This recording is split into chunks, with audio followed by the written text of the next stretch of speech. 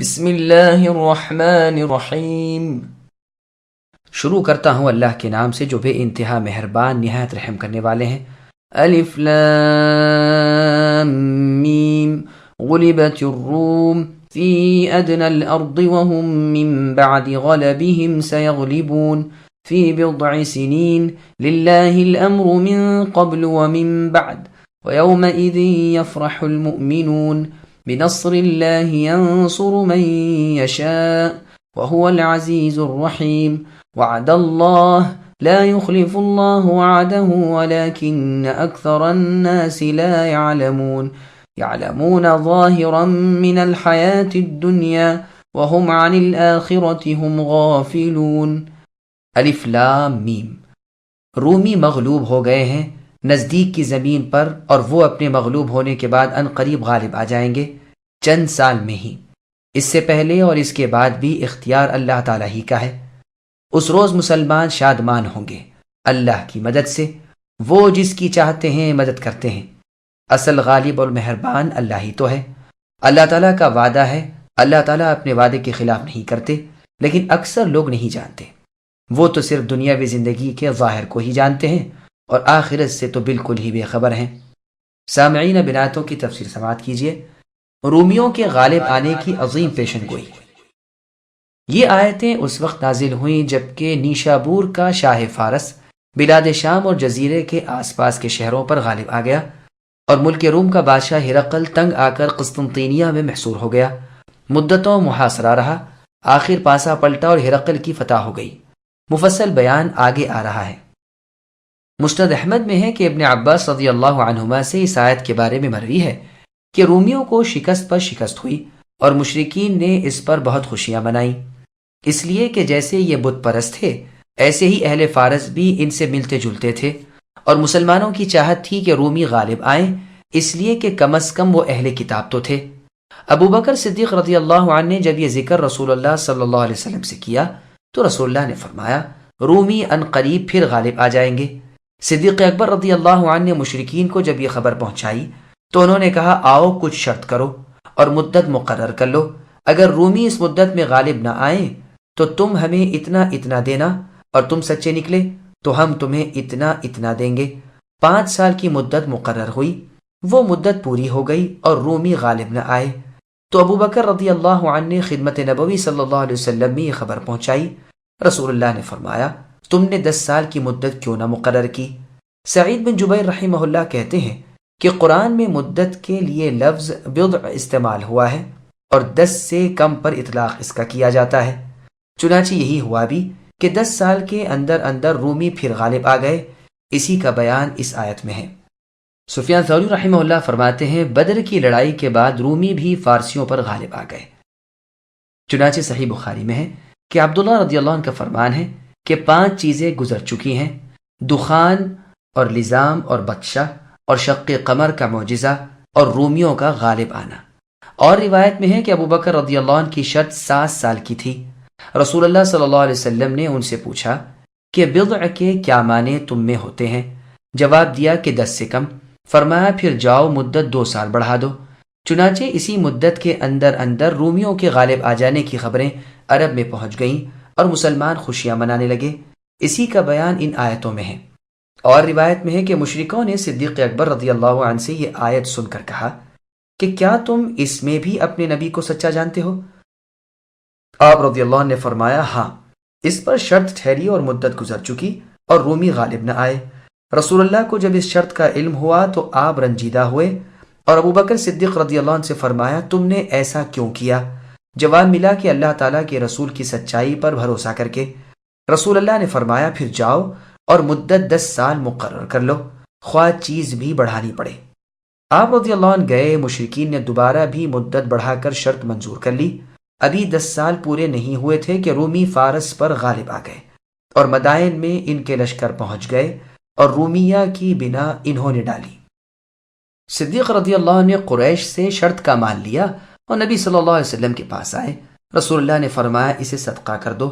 اور روایت میں ہے کہ یہ واقعہ ایسی شرط باندھنے کے حرام ہونے سے پہلے کا ہے۔ اس میں ہے کہ مدت 6 سال مقرر ہوئی تھی۔ اس میں یہ بھی ہے کہ جب یہ پیش گوئی پوری ہوئی اور رومی غالب ہوئے تو بہت سے مشرکین ایمان لے آئے، جیسا کہ سنن ترمذی میں ہے۔ ایک بہت ہی عجیب و غریب قصہ امام سنید ابن داؤد نے اپنی تفسیر میں یہ وارد کیا ہے کہ عکرمہ رحمہ اللہ فرماتے ہیں، فارس میں ایک عورت تھی جس کے بچے زبردست پہلوان یا بادشاہی ہوتے تھے۔ کسریٰ نے ایک مرتبہ اسے بلوایا اور اس سے کہا کہ میں رومیوں پر ایک لشکر بھیجنا چاہتا ہوں اور تیری اولاد میں سے کسی کو اس لشکر کا سردار بنانا چاہتا ہوں، اب تم مشورہ دو کہ کسے سردار بناؤ۔ اس نے کہا، سنو، میرا فلاں لڑکا ہرمز تو لومڑی سے زیادہ مکار اور شکرے سے زیادہ ہوشیار ہے، دوسرا لڑکا فرخان تیر جیسا ہے، تیسرا لڑکا شہر براز سب سے زیادہ حلیم و طبع ہے، اب تم جسے چاہو سرداری دے دو۔ بادشاہ نے سوچ سمجھ کر شہر براز کو سردار بنا دیا۔ یہ لشکروں کو لے کر چلا، رومیوں سے لڑا بھیڑا اور ان پر غالب آیا، ان کے لشکر کاٹ ڈالے، ان کے شہر اجاڑ دیے، ان کے باغات برباد کر دیے، اس سرسبز و شاداب ملک کو ویران و غارت کر دیا، اور ادراعات اور بصرہ میں جو عرب کی حدود سے ملتے ہیں ایک زبردست معرکہ ہوا اور وہاں فارسی رومیوں پر غالب آ گئے، جس سے قریش خوشیاں منانے لگے اور مسلمان ناخوش ہوئے۔ کفار قریش مسلمانوں کو تانے دینے لگے کہ دیکھو تم و نصرانی اہل کتاب ہو اور ہم فارسی ان پڑھ ہیں، ہمارے والے تمہارے والوں پر غالب آ گئے، اسی طرح ہم بھی تم پر غالب آئیں گے، اور اگر لڑائی ہوئی تو ہم بتلا دیں گے کہ تم ان اہل کتاب کی طرح ہمارے ہاتھوں شکست اٹھاؤ گے۔ اس پر قرآن کی یہ آیتیں اتری۔ ابو بکر صدیق رضی اللہ عنہ ان آیتوں کو سن کر مشرکین کے پاس آئے اور فرمانے لگے، اپنی اس فتح پر نہ اتراؤ، یہ عنقریب شکست سے بدل جائے گی، اور ہمارے بھائی اہل کتاب تمہارے بھائیوں پر غالب آئیں گے، یعنی اہل فارس پر۔ اس بات کا یقین کر لو، اس لیے کہ یہ میری بات نہیں بلکہ ہمارے نبی محمد صلی اللہ علیہ وسلم کی یہ پیش گوئی ہے۔ یہ سن کر ابی بن خلف کھڑا ہو کر کہنے لگا کہ اے ابو فطیل، تم جھوٹ کہتے ہو۔ آپ رضی اللہ عنہ نے فرمایا، اے اللہ کے دشمن، تو جھوٹا ہے۔ اس نے کہا، اچھا، میں 10 اونٹنیوں کی شرط باندھتا ہوں، اگر 3 سال تک رومی فارسیوں پر غالب آ گئے تو میں تمہیں 10 اونٹنیاں دوں گا، ورنہ تم مجھے دینا۔ صدیق اکبر رضی اللہ عنہ نے یہ شرط قبول کر لی۔ پھر رسول اللہ صلی اللہ علیہ وسلم سے آ کر اس کا ذکر کیا تو رسول اللہ نے فرمایا کہ میں نے تم سے 3 سال کا نہیں کہا تھا، بضع کا لفظ قرآن میں ہے اور وہ 3 سے 9 تک بولا جاتا ہے، جاؤ اونٹنیاں بھی بڑھا دو اور مدت بھی بڑھا دو۔ ابو بکر رضی اللہ عنہ چلے، جب ابی کے پاس پہنچے، یعنی ابی بن خلف کے، تو وہ کہنے لگا، شاید تمہیں پچھتاوا ہوا۔ آپ رضی اللہ نے فرمایا، سنو، میں تو پہلے سے بھی زیادہ تیار ہو کر آیا ہوں، آؤ مدت بھی بڑھا لو اور شرط کا مال بھی زیادہ کر لو۔ چنانچہ 100 اونٹ مقرر ہوئے اور 9 سال کی مدت ٹھہر گئی۔ اسی مدت میں رومی فارس پر غالب آ گئے اور مسلمان قریش پر چھا گئے۔ رومیوں کے غلبے کا واقعہ یوں ہوا کہ جب فارسی غالب آ گئے تو شہر براز کا بھائی فرخان شراب نوشی کرتے ہوئے کہنے لگا، میں نے دیکھا ہے کہ گویا میں کسریٰ کے تخت پر آ گیا ہوں اور فارس کا بادشاہ بن گیا ہوں۔ یہ خبر کسریٰ کو بھی پہنچ گئی۔ کسریٰ نے شہر براز کو لکھا کہ میرا یہ خط پاتے ہی اپنے اس بھائی کو قتل کر کے اس کا سر میرے پاس بھیج دے۔ شہر براز نے جواب لکھا کہ اے بادشاہ، تم اتنی جلدی نہ کرو، فرخان جیسا بہادر شیر اور جرأت کے ساتھ دشمنوں کے جھمکڑے میں گھسنے والا کسی کو تم نہ پاؤ گے۔ بادشاہ نے پھر جواب لکھا کہ اس سے بہت زیادہ بہتر اور شیر دل پہلوان میرے دربار میں ایک سے ایک بہتر موجود ہیں، تم اس کا غم نہ کرو اور میرے حکم کی فوراً تعمیل کرو۔ شہر براز نے پھر اس کا جواب لکھا اور دوبارہ بادشاہ کسریٰ کو سمجھایا۔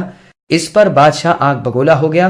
اس نے اعلان کر دیا کہ شہر براز سے میں نے سرداری چھین لی اور اس کی جگہ اس کے بھائی فرخان کو اپنے لشکر کا سپہ سالار مقرر کر دیا۔ اسی مضمون کا ایک خط لکھ کر قاصد کے ہمراہ شہر براز کو بھیج دیا کہ تم آج سے معزول ہو اور تم اپنا عہدہ فرخان کو دے دو۔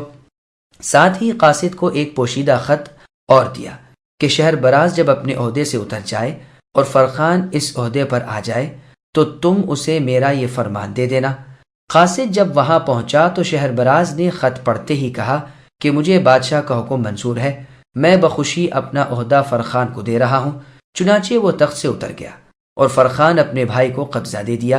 فرخان جب تخت سلطنت پر بیٹھ گیا اور لشکر نے اس کی اطاعت قبول کر لی تو قاصد نے وہ دوسرا خط فرخان کے سامنے پیش کیا جس میں شہبراز کے قتل کا اور اس کا سر دربار شاہی میں بھیجنے کا فرمان تھا۔ فرخان نے اسے پڑھ کر شہربراز کو بلایا اور اس کی گردن مارنے کا حکم دے دیا۔ شہربراز نے کہا جلدی نہ کر، مجھے وصیت تو لکھ لینے دے۔ اس نے اسے منظور کر لیا تو شہربراز نے اپنا دفتر منگوایا اور اسی میں سے وہ کاغذات جو شاہ کسریٰ نے فرخان کے قتل کے لیے اسے لکھے تھے وہ سب نکالے اور فرخان کے سامنے پیش کیے اور کہا دیکھ، اتنے سوال و جواب میرے اور بادشاہ کے درمیان تیرے بارے میں ہوئے، لیکن میں نے اپنی عقل مندی سے کام لیا اور عجلت نہ کی۔ تو ایک خط دیکھتے ہی میرے قتل پر آمدہ ہو گیا۔ ذرا سوچ لے۔ ان خطوط کو دیکھ کر فرخان کی آنکھیں کھل گئیں۔ وہ فوراً تخت سے نیچے اتر گیا اور اپنے بھائی شہربراز کو پھر سے مالک کل بنا دیا، یعنی اس کو بادشاہت سونپ دی۔ شہربراز نے اسی وقت شاہ روم ہرقل کو خط لکھا کہ مجھے تم سے خفیہ ملاقات کرنی ہے اور ایک ضروری امر میں مشورہ کرنا ہے۔ اسے میں نہ تو کسی قاصد کی معرفت آپ کو کہلوا سکتا ہوں، نہ خط میں لکھ سکتا ہوں، بلکہ میں آپ ہی آمنے سامنے اس کو پیش کر دوں گا۔ 50 آدمی اپنے ساتھ لے کر خود آ جائیے اور 50 ہی میرے ساتھ ہوں گے۔ قیصر کو جب یہ پیغام پہنچا تو وہ اس سے ملاقات کے لیے چل پڑا، لیکن احتیاطاً اپنے ساتھ 5000 سوار لے لیے اور آگے آگے جاسوسوں کو بھیج دیا کہ اگر کوئی ترکیب ہو یا کوئی مکر ہو تو کھل جائے۔ جاسوسوں نے آ کر خبر دی کہ کوئی بات نہیں ہے، شہربراز تنہا اپنے ساتھ صرف 50 سواروں کو لے کر آیا ہے، اس کے ساتھ کوئی اور نہیں۔ چنانچہ قیصر نے بھی مطمئن ہو کر اپنے سواروں کو لوٹا دیا اور اپنے ساتھ صرف 50 آدمی رکھ لیے۔ جو جگہ ملاقات کی مقرر ہوئی تھی وہاں پہنچ گئے۔ وہاں ایک ریشمی قبہ تھا، اس میں جا کر دونوں تنہا بیٹھ گئے۔ 50 آدمی الگ چھوڑ دیے گئے۔ دونوں وہاں بے ہتھیار تھے، صرف چھریاں پاس تھیں اور دونوں کی طرف سے ایک ترجمان ساتھ تھا۔ خیمے میں پہنچ کر شہربراز نے کہا اے شاہ روم، بات یہ ہے کہ تمہارے ملک کو ویران کرنے والے اور تمہارے لشکروں کو شکست دینے والے ہم دونوں بھائی ہیں۔ ہم نے اپنی چالاکیوں اور شجاعت سے یہ ملک اپنے قبضے میں کر لیا ہے، لیکن اب ہمارا بادشاہ کسریٰ ہم سے حسد کرتا ہے اور ہمارا مخالف بن بیٹھا ہے۔ مجھے اس نے میرے بھائی کو قتل کر دینے کا فرمان بھیجا، میں نے فرمان کو نہ مانا تو اس نے چالاکی کر کے میرے بھائی کو میرے قتل کا حکم بھیجا۔ اس لیے ہم دونوں نے اب یہ طے کر لیا ہے کہ ہم آپ کے لشکر میں آ جائیں اور کسریٰ کے لشکروں سے آپ کے ساتھ ہو کر لڑیں۔ قیصر نے یہ بات بڑی خوشی سے منظور کر لی۔ پھر ان دونوں میں آپس میں اشاروں کنایوں سے باتیں ہوئیں، جن کا مطلب یہ تھا کہ یہ دونوں ترجمان قتل کر دیے جائیں۔ ایسا نہ ہو کہ یہ راز ان کی وجہ سے کھل جائے، کیونکہ جہاں دو کے سوا تیسرے کے کان میں کوئی بات پہنچی تو وہ پھیل جاتی ہے۔ دونوں اس پر اتفاق کر کے کھڑے ہو گئے اور ہر ایک نے اپنی چھری سے اپنے ترجمان کا کام تمام کر دیا۔ پھر اللہ تعالیٰ نے کسریٰ کو ہلاک کیا اور حدیبیہ کے دن اس کی خبر رسول اللہ صلی اللہ علیہ وسلم کو ملی۔ اصحاب رسول اس سے بہت خوش ہوئے۔ یہ سیاق عجیب ہے اور یہ خبر غریب ہے۔ اب آیت کے الفاظ کے متعلق سنیے۔ حروف مقطعہ جو صورتوں کے شروع میں ہوتے ہیں، ان کی بحث تو ہم کر ہی چکے ہیں۔ سورہ بقرہ کی تفسیر کا شروع دیکھ لیجئے۔ رومی سب کے سب عیس ابن اسحاق ابن ابراہیم کی نسل سے ہیں۔ بنو اسرائیل کے یہ چچا زاد بھائی ہیں۔ رومیوں کو بنو اسفر بھی کہتے ہیں۔ یہ یونانیوں کے مذہب پر تھے۔ یونانی یافت ابن نوح کی اولاد میں سے ہیں۔ ترکوں کے چچا زاد بھائی ہوتے ہیں، یہ ستارہ پرست تھے، ساتوں ستاروں کو مانتے اور پوجتے تھے۔ انہیں متحیرہ بھی کہا جاتا ہے۔ یہ قطب شمال کو قبلہ مانتے تھے۔ دمشق کی بنا انہی کے ہاتھوں پڑی ہے۔ وہیں انہوں نے اپنی عبادت گاہ بنائی جس کے محراب شمال کی طرف ہیں۔ عیسیٰ علیہ السلام کی نبوت کے بعد بھی 300 سال تک رومی اپنے پرانے خیالات پر ہی رہے۔ ان میں سے جو کوئی شام کا اور جزیرے کا بادشاہ ہو جاتا اسے قیصر کہا جاتا تھا۔ سب سے پہلے رومیوں کے بادشاہ قسطنطین ابن قسطس نے نصرانی مذہب قبول کیا۔ اس کی ماں کا نام مریم تھا، ہیلانیہ غندقانیہ تھی، حران کے رہنے والی۔ پہلے اسی نے نصرانیت قبول کی تھی، پھر اس کے کہنے سننے سے اس کے بیٹے نے بھی یہی مذہب اختیار کر لیا۔ یہ بڑا فلسفی، عقل مند اور مکار آدمی تھا۔ یہ بھی مشہور ہے کہ اس نے دراصل دل سے اس مذہب کو نہیں مانا تھا۔ اس زمانے میں نصرانی یہاں جمع ہو گئے۔ ان میں آپس میں مذہبی چھیڑ چھاڑ اور اختلافات اور مناظرے چھڑ گئے۔ عبداللہ ابن اریوس سے بڑے بڑے مناظرے ہوئے اور اس قدر انتشار و تفریق ہوئی کہ بیان سے باہر ہے۔ 318 پادریوں نے مل کر ایک کتاب لکھی جو بادشاہ کو دی گئی اور وہ شاہی عقیدہ تسلیم کی گئی۔ اسی کو امانت کبریٰ کہا جاتا ہے جو در حقیقت خیانت صغیرہ ہے۔ یہی فقہی کتابیں اسی زمانے میں لکھی گئیں، ان میں حلال حرام کے مسائل بیان کیے گئے، اور ان کے علماء نے دل کھول کر جو چاہا ان میں لکھا۔ جس قدر جی میں آئی کمی زیادتی اصل دین مسیح میں کی، اور اصل مذہب محرف و مبدل ہو گیا۔ مشرق کی جانب نمازیں پڑھنے لگے، بجائے ہفتے کے اتوار کے دن کو بڑا دن بنایا۔ صلیب کی پرستی شروع ہو گئی، خنزیر یعنی سور کو حلال کر لیا گیا، اور بہت سے تہوار ایجاد کر لیے، جیسے عید صلیب، عید قداس، عید غطاس وغیرہ۔ پھر ان علماء کے سلسلے قائم کیے گئے، اور ایک تو بڑا پادری ہوتا تھا، پھر اس کے نیچے درجہ بدرجہ اور محکمے ہوتے تھے۔ رہبانیت اور ترک دنیا کی بدعت بھی ایجاد کر لی، کنیسے اور گرجے بہت سارے بنا لیے گئے، اور شہر قسطنطینیہ کی بنیاد رکھی گئی، اور اس بڑے شہر کو اسی بادشاہ کے نام پر نامزد کیا گیا۔ اس بادشاہ نے 12,000 گرجے بنا دیے، 3 محرابوں سے بیت لحم بنایا، اس کی ماں نے بھی قمامہ بنایا۔ ان لوگوں کو ملکیہ کہتے ہیں، اس لیے کہ یہ لوگ اپنے بادشاہ کے دین پر تھے۔ ان کے بعد یعقوبیہ، پھر نستوریہ، یہ سب نستور کے مقلد تھے۔ پھر ان کے بہت سے گروہ تھے، جیسے حدیث میں ہے کہ ان کے 72 فرقے ہو گئے۔ ان کی سلطنت برابر چلی آتی تھی، ایک کے بعد ایک قیصر ہوتا آتا تھا، یہاں تک کہ آخر میں قیصر ہرقل ہوا۔ یہ تمام بادشاہوں سے زیادہ عقل مند تھا، بہت بڑا عالم تھا، دانائی، زیرکی، دور اندیشی اور دوربینی میں اپنا ثانی نہیں رکھتا تھا۔ اس نے سلطنت بہت وسیع کر لی اور مملکت دور دراز تک پھیلا دی۔ اس کے مقابلے میں فارس کا بادشاہ کسریٰ کھڑا ہوا، اور چھوٹی چھوٹی سلطنتوں نے بھی اس کا ساتھ دیا۔ اس کی سلطنت قیصر سے بھی زیادہ بڑی تھی۔ یہ مجوسی لوگ تھے، آگ کو پوجتے تھے۔ مندرجہ بالا روایت میں تو ہے کہ اس کا سپہ سالار مقابلے پر گیا، لیکن مشہور بات یہ ہے کہ خود کسریٰ اس کے مقابلے پر گیا۔ قیصر کو شکست ہوئی، یہاں تک کہ وہ قسطنطینیہ میں گھر گیا۔ نصرانی اس کی بڑی عزت و تعظیم کرتے تھے۔ گو کسریٰ لمبی مدت تک محاصرہ کیے پڑا رہا، لیکن دارالسلطنت کو فتح نہ کر سکا۔ ایک وجہ یہ بھی تھی کہ اس شہر کا نصف حصہ سمندر کی طرف تھا اور نصف خشکی سے ملا ہوا تھا، تو شاہ قیصر کو کمک اور رست تری کے راستے سے برابر پہنچتی رہی۔ آخر میں قیصر ایک چال چلا، اس نے کسریٰ کو کہلوا بھیجا کہ آپ جو چاہیں مجھ سے لے لیجئے، اور جن شرائط پر چاہیں مجھ سے صلح کر لیجئے۔ کسریٰ اس پر خوش ہو گیا اور اتنا مال طلب کیا کہ وہ اور یہ مل کر بھی جمع کرنا چاہیں تو جمع ہونا ناممکن تھا۔ قیصر نے اسے بھی قبول کر لیا، کیونکہ اس نے اس سے کسریٰ کی بیوقوفی کا پتہ چلا لیا کہ یہ وہ چیز مانگتا ہے جس کا جمع کرنا دنیا کے اختیار سے باہر ہے، بلکہ ساری دنیا مل کر اس کا 10واں حصہ بھی جمع نہیں کر سکتی۔ قیصر نے کسریٰ سے کہلوا بھیجا کہ مجھے اجازت ملنی چاہیے کہ میں اپنے ملک شام میں چل پھر کر یہ دولت جمع کر لوں اور آپ کو سونپ دوں۔ اس نے درخواست منظور کر لی۔ اب شاہ روم نے اپنے لشکر کو جمع کیا اور ان سے کہا کہ میں ایک ضروری اور اہم کام کے لیے اپنے مخصوص احباب کے ساتھ جا رہا ہوں۔ اگر 1 سال کے اندر اندر آ جاؤں تو یہ ملک میرا ہے، ورنہ تمہیں اختیار ہے، جسے چاہو اپنا بادشاہ تسلیم کر لینا۔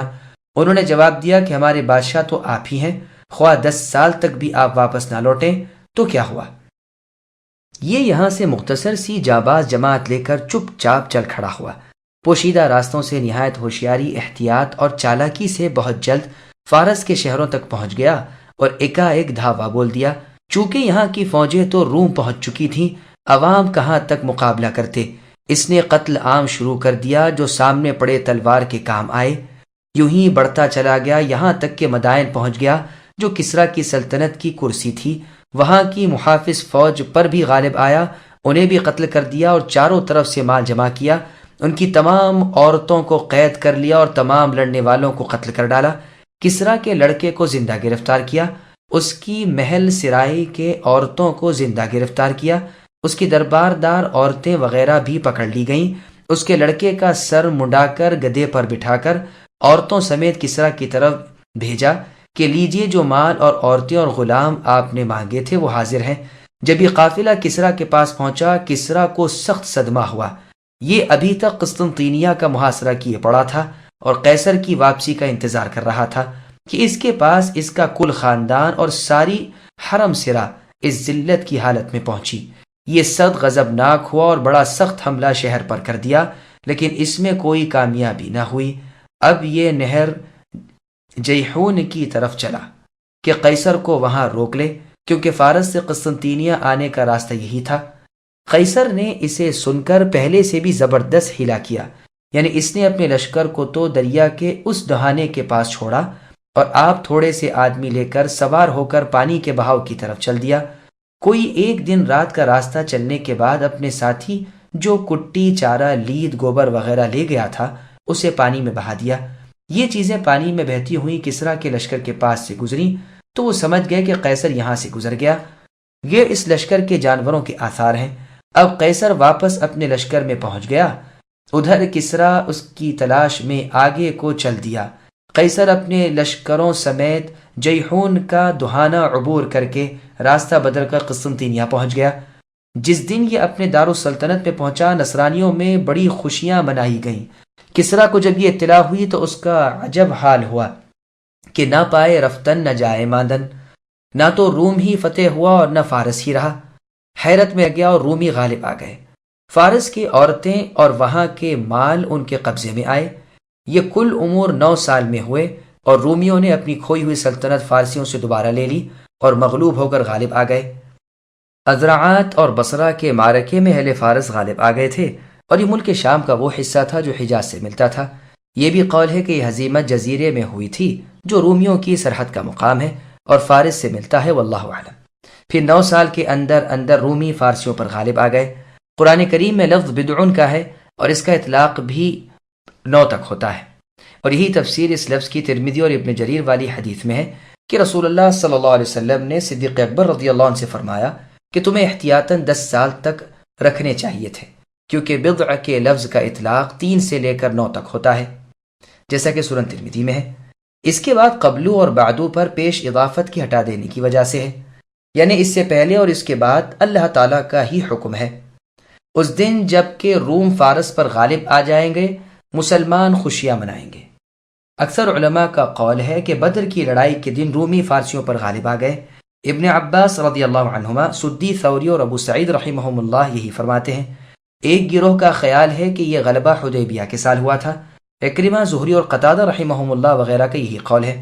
بعضوں نے اس کی توجہ یہ بیان کی ہے کہ قیصر روم نے نظر مانی تھی کہ اگر اللہ تعالیٰ اسے فارس پر غالب کریں گے تو وہ اللہ کے شکریہ میں پا پیادہ بیت المقدس تک جائے گا۔ چنانچہ اس نے نظر پوری کی اور بیت المقدس پہنچا۔ یہ یہی تھا جو اس کے پاس رسول اکرم صلی اللہ علیہ وسلم کا نام مبارک پہنچا، جو آپ نے دحیہ کلبی رضی اللہ عنہ کی معرفت بصرہ کے گورنر کو بھیجا تھا۔ اس نے ہرقل کو پہنچایا۔ ہرقل نے نام نبی صلی اللہ علیہ وسلم پاتے ہی شام میں جو حجازی عرب تھے انہیں اپنے پاس بلوایا۔ ان میں ابو سفیان صخر ابن حرب اموی بھی تھے جو ابھی مسلمان نہ ہوئے تھے، مشرک تھے، اور دوسرے بھی قریش کے ذی عزت بڑے بڑے لوگ تھے۔ ہرقل نے ان سب کو اپنے سامنے بٹھا کر پوچھا کہ تم میں سے اس کا یعنی نبی صلی اللہ علیہ وسلم محمد کا قریبی رشتہ دار کون ہے جس نے نبوت کا دعویٰ کیا ہے؟ ابو سفیان نے کہا میں ہوں۔ بادشاہ نے انہیں آگے بٹھا لیا اور ان کے ساتھیوں کو ان کے پیچھے بٹھا دیا اور ان سے کہا کہ دیکھو میں اس شخص سے یعنی ابو سفیان سے چند سوالات کروں گا، اگر یہ کسی بات کا غلط جواب دے تو تم اسے جھٹلا دینا۔ ابو سفیان کا قول ہے کہ اگر مجھے اس بات کا ڈر نہ ہوتا کہ اگر میں جھوٹ بولوں گا تو یہ لوگ اسے ظاہر کر دیں گے اور پھر اس جھوٹ کو میری طرف نسبت کریں گے تو میں یقیناً جھوٹ بولتا۔ اب ہرقل نے بہت سے سوالات کیے، مثلا رسول اللہ کے حسب نسب کی نسبت، رسول اللہ کے اوصاف و عادات کے متعلق وغیرہ وغیرہ۔ انہی میں ایک سوال یہ بھی تھا کہ کیا وہ یعنی نبی صلی اللہ علیہ وسلم غداری کرتے ہیں؟ ابو سفیان نے کہا کہ آج تک تو کبھی بد عہدی، وعدہ شکنی اور غداری نہیں کی۔ اس وقت ہم میں ان میں ایک معاہدہ ہے، نہ جانے اس میں وہ کیا کرے۔ ابو سفیان کے اس قول سے مراد صلح حدیبیہ ہے، جس میں رسول اللہ اور قریش میں یہ بات بھی ٹھہری تھی کہ 10 سال تک کوئی لڑائی آپس میں نہ ہوگی۔ یہ واقعہ اس قول کی پوری دلیل بن سکتا ہے کہ رومی فارس پر حدیبیہ کے سال غالب آئے تھے، اس لیے کہ قیصر نے اپنی نظر حدیبیہ کے بعد پوری کی تھی، واللہ اعلم۔ لیکن اس کا جواب وہ لوگ جو کہتے ہیں کہ غلبہ روم فارس پر بدر کے سال ہوا تھا یہ دے سکتے ہیں کہ چونکہ ملک کی اقتصادی اور مالی حالت بہت گر گئی تھی، اس لیے 4 سال تک ہرقل نے اپنی پوری توجہ ملک کی خوشحالی اور آبادی پر رکھی۔ اس کے بعد اس طرف سے اطمینان حاصل کر کے نظر کو پوری کرنے کے لیے روانہ ہوا، واللہ اعلم۔ یہ اختلاف کوئی ایسا اہم امر نہیں۔ ہاں، مسلمان رومیوں کے غلبے سے خوش ہوئے، اس لیے کہ گو وہ کیسے ہی ہوں تاہم تھے تو اہل کتاب، اور ان کے مقابل مجوسیوں کی جماعت تھی جنہیں کتاب سے دور کا تعلق بھی نہ تھا، تو لازمی امر تھا کہ مسلمان ان کے غلبے سے ناخوش ہوں اور رومیوں کے غلبے سے خوش ہوں۔ خود قرآن میں موجود ہے کہ ایمان والوں کے سب سے زیادہ دشمن یہود اور مشرک ہیں، اور ان سے دوستیاں رکھنے میں سب سے زیادہ قریب وہ لوگ ہیں جو اپنے آپ کو نصارہ کہتے ہیں، اس لیے کہ ان میں علماء اور درویش لوگ ہیں اور یہ متکبر نہیں۔ قرآن سن کر یہ رو دیتے ہیں کیونکہ حق کو جان لیتے ہیں، پھر اقرار کرتے ہیں کہ اے اللہ ہم ایمان لائے، آپ ہمیں بھی ماننے والوں میں کر لیجئے۔ بس یہاں بھی فرمایا کہ مسلمان اس دن خوش ہوں گے جس دن اللہ تعالیٰ رومیوں کی مدد کریں گے۔ وہ اللہ تعالیٰ جس کی چاہتے ہیں مدد کرتے ہیں، وہ بڑے غالب اور بہت بڑے مہربان ہیں۔ زبیر کلابی رضی اللہ عنہ فرماتے ہیں، میں نے فارسیوں کا رومیوں پر غالب آنا، پھر رومیوں کا فارسیوں پر غالب آنا، پھر روم اور فارس دونوں پر مسلمانوں کا غالب آنا خود اپنی آنکھوں سے 15 سال کے اندر دیکھ لیا۔ آخر آیت میں فرمایا اللہ تعالیٰ اپنے دشمنوں سے بدلے اور انتقام لینے پر قادر اور اپنے دوستوں نیکوکاروں کی خطاؤں لغزشوں سے درگزر فرمانے والے ہیں۔ جو خبر تمہیں دی ہے کہ رومی عنقریب فارسیوں پر غالب آ جائیں گے، یہ اللہ تعالیٰ کی خبر ہے، اللہ تعالیٰ کی اطلاع ہے، رب تعالیٰ کا وعدہ ہے، یہ پروردگار کا فیصلہ ہے، ناممکن ہے کہ غلط نکلے، ٹل جائے یا خلاف ہو جائے۔ جو حق کے قریب ہو اسے بھی رب تعالیٰ حق سے بہت دور والوں پر غالب رکھتے ہیں۔ ہاں اللہ تعالیٰ کی حکمتوں کو کم علم جان نہیں سکتے۔ اکثر لوگ دنیا کا تو علم خوب رکھتے ہیں، اس کی گتھیاں منٹوں میں سلجھا دیتے ہیں، اس میں خوب دماغ دوڑاتے ہیں، اس کے برے بھلے نفع نقصان کو پہچان لیتے ہیں، بیک نگاہ اس کی اونچ نیچ دیکھ لیتے ہیں، دنیا کمانے کا پیسے جوڑنے کا خوب سلیقہ رکھتے ہیں، لیکن امور دین میں اخروی کاموں میں محض جاہل، غبی اور کم فہم ہوتے ہیں۔ یہاں نہ دماغ کام کرے، نہ سمجھ پہنچ سکے، نہ غور و فکر کی عادت۔ حسن بصری رحمہ اللہ فرماتے ہیں، بہت سے ایسے بھی ہیں کہ نماز تک تو ٹھیک پڑھ نہیں سکتے، لیکن درہم چٹکی میں لیتے ہی وزن بتا دیا کرتے ہیں۔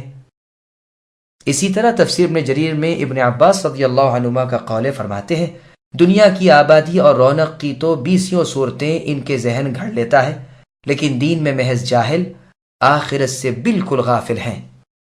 أولم يتفكروا في أنفسهم ما خلق الله السماوات والأرض وما بينهما إلا بالحق وأجل مسمى وإن كثيرا من الناس بلقاء ربهم لكافرون أولم يسيروا في الأرض فينظروا كيف كان عاقبة الذين من قبلهم كانوا أشد منهم قوة وأثاروا الأرض وعمروها أكثر مما عمروها وجاءتهم رسلهم بالبينات فما كان الله ليظلمهم ولكن كانوا أنفسهم يظلمون ثم كان عاقبة الذين أساءوا السوء أن كذبوا بآيات الله وكانوا بها يستهزئون۔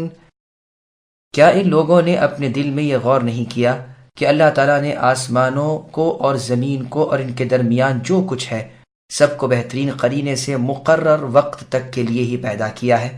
ہاں اکثر لوگ یقیناً اپنے رب تعالیٰ کی ملاقات کے منکر ہیں۔ کیا انہوں نے زمین میں چل پھر کر یہ نہیں دیکھا کہ ان سے پہلے کے لوگوں کا انجام کیسا ہوا؟ وہ ان سے بہت زیادہ توانا اور طاقتور تھے، انہوں نے بھی زمین بوئی جوتی تھی اور ان سے زیادہ آبادی کی تھی، ان کے پاس ان کے رسول معجزے لے کر آئے تھے۔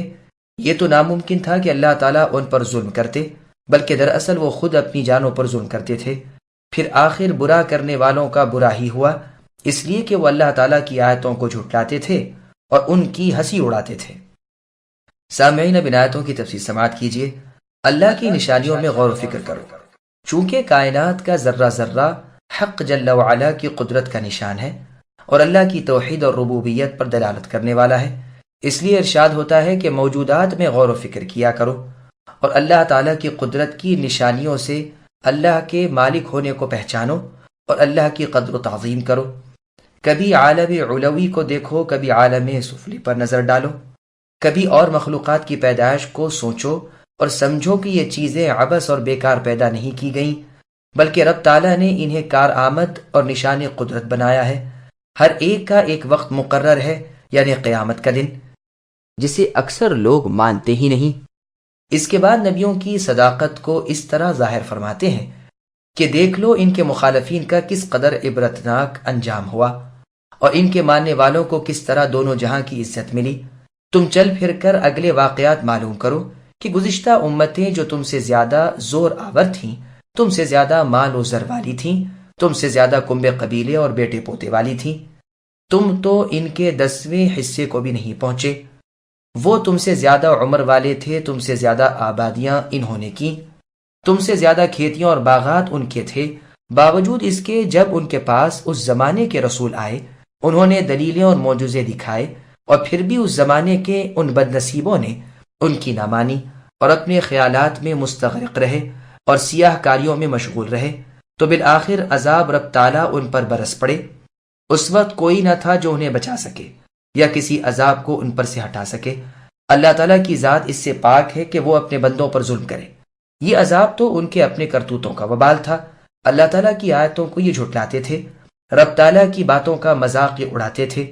جیسے اور آیت میں ہے، اللہ نے فرمایا، جس کا ترجمہ ہے کہ ان کی بے ایمانی کی وجہ سے ہم نے ان کے دلوں کو ان کی نگاہوں کو پھیر دیا اور انہیں ان کی سرکشی میں ہی حیران چھوڑ دیا ہے۔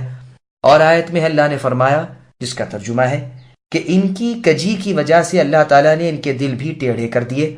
اور آیت میں ہے اللہ نے فرمایا، جس کا ترجمہ ہے کہ اگر اب بھی منہ موڑیں تو سمجھ لیجئے کہ اللہ تعالیٰ ان کے بعض گناہوں پر ان کی پکڑ کرنے کا ارادہ کر چکے ہیں۔ اسی بنا پر السوء منصوب ہوگا اساء کا مفعول ہو کر، اور یہ بھی ایک قول ہے کہ سوء یہاں پر اس طرح واقع ہے کہ برائی ان کا انجام ہوئی، اس لیے کہ وہ آیات ربانی کے جھٹلانے والے اور ان کا مذاق اڑانے والے تھے۔ تو اس معنی کی روح سے یہ لفظ منصوب ہوگا کانا کی خبر ہو کر۔ امام ابن جریر رحمہ اللہ نے یہی توجہ بیان کی ہے، اور ابن عباس رضی اللہ عنہما اور قتادہ رحمہ اللہ سے بھی یہی نقل کیا گیا۔ ضحاک رحمہ اللہ بھی یہی فرماتے ہیں، اور ظاہر بھی یہی ہے، کیونکہ اس کے بعد وَكَانُوا بِهَا يَسْتَهْزِئُونَ ہے۔ اللہ يبدأ الخلق ثم يعيده ثم إليه ترجعون ويوم تقوم الساعة يبلس المجرمون ولم يكن لهم من شركائهم شفعاء وكانوا بشركائهم كافرين ويوم تقوم الساعة يومئذ يتفرقون فأما الذين آمنوا وعملوا الصالحات فهم في روضة يحبرون وأما الذين كفروا وكذبوا بآياتنا ولقاء الآخرة فأولئك في العذاب محضرون فسبحان الله حين تمسون وحين تصبحون وله الحمد في السماوات والأرض وعشيا وحين تظهرون يخرج الحي من الميت ويخرج الميت من الحي ويحيي الأرض بعد موتها وكذلك تخرجون۔ اور اللہ تعالیٰ ہی مخلوق کی ابتدا کرتے ہیں، وہی اسے دوبارہ پیدا کریں گے، پھر تم سب اللہ ہی کی طرف لوٹائے جاؤ گے۔ جس دن قیامت قائم ہوگی تو گنہگاروں کی امیدیں ٹوٹ جائیں گی، ان کے تمام تر شریکوں میں سے ایک بھی ان کا سفارشی نہ ہوگا، اور خود یہ بھی اپنے شریکوں کے منکر ہو جائیں گے۔ اور جس دن قیامت قائم ہوگی اس دن جماعتیں الگ الگ ہو جائیں گی، جو ایمان لا کر نیک اعمال کرتے رہے وہ تو جنت میں خوش و خرم کر دیے جائیں گے، اور جنہوں نے کفر کیا تھا اور ہماری آیتوں کو اور آخرت کی ملاقات کو جھوٹا ٹھہرایا تھا، وہ سب عذاب میں پکڑوا دیے جائیں گے۔ بس اللہ تعالیٰ کی تسبیح پڑھا کرو جب کہ تم شام کرو اور جب صبح کرو۔ تمام تعریفوں کے لائق آسمان و زمین میں صرف وہی اللہ ہے۔ تیسرے پہر کو اور ظہر کے وقت بھی اللہ کی پاکیزگی بیان کرو۔ وہی زندہ کو مردے سے اور مردے کو زندہ سے نکالتے ہیں، اور وہی زمین کو اس کی موت کے بعد زندہ کرتے ہیں، اسی طرح تم بھی نکالے جاؤ گے۔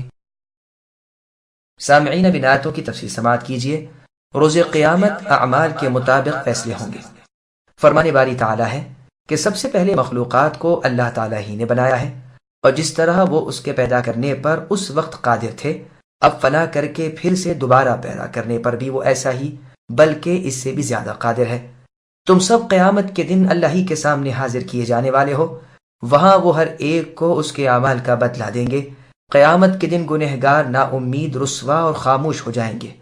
اللہ تعالیٰ کے سوا جن جن کی دنیا میں عبادت کرتے رہے، ان میں سے ایک بھی ان کی سفارش کے لیے کھڑا نہ ہوگا، اور جبکہ یہ ان کے پوری طرح محتاج ہوں گے، وہ ان سے بالکل آنکھیں پھیر لیں گے، اور خود ان کے معبودان باطل بھی ان سے یکسو ہو جائیں گے اور صاف کہہ دیں گے کہ ہم میں ان میں کوئی تعلق نہیں۔ قیامت قائم ہوتے ہی اس طرح الگ الگ ہو جائیں گے جس کے بعد ملاپ ہے ہی نہیں۔ نیک لوگ تو علیین میں پہنچا دیے جائیں گے اور بد لوگ سجین میں داخل کر دیے جائیں گے۔ وہ سب سے اعلیٰ بلندی پر ہوں گے، یہ سب سے زیادہ پستی میں ہوں گے۔ پھر اس آیت کی تفسیر ہوتی ہے کہ نیک نفس تو جنتوں میں ہنسی خوشی سے ہوں گے اور کفار جہنم میں جلتے بھونتے ہوں گے۔ اللہ تعالیٰ کی قدرت کی نشانیاں۔ اس رب تبارک و تعالیٰ کی کمال قدرت اور عظمت سلطنت پر دلالت اللہ کی تسبیح اور اللہ کی حمد سے ہے، جس کی طرف اللہ تعالیٰ اپنے بندوں کی رہبری کرتے ہیں، اور اپنا پاک ہونا اور قابل حمد ہونا بھی بیان فرما رہے ہیں۔ شام کے وقت جبکہ رات اپنے اندھیروں کو لے کر آتی ہے، اور صبح کے وقت جبکہ دن اپنی روشنیوں کو لے کر آتا ہے، اتنا بیان فرما کر اس کے بعد کا جملہ بیان فرمانے سے پہلے ہی یہ بھی ظاہر کر دیا کہ زمین و آسمان میں قابل حمد و ثنا اللہ ہی ہے، ان کی پیدائش خود اللہ کی بزرگی پر دلیل ہے۔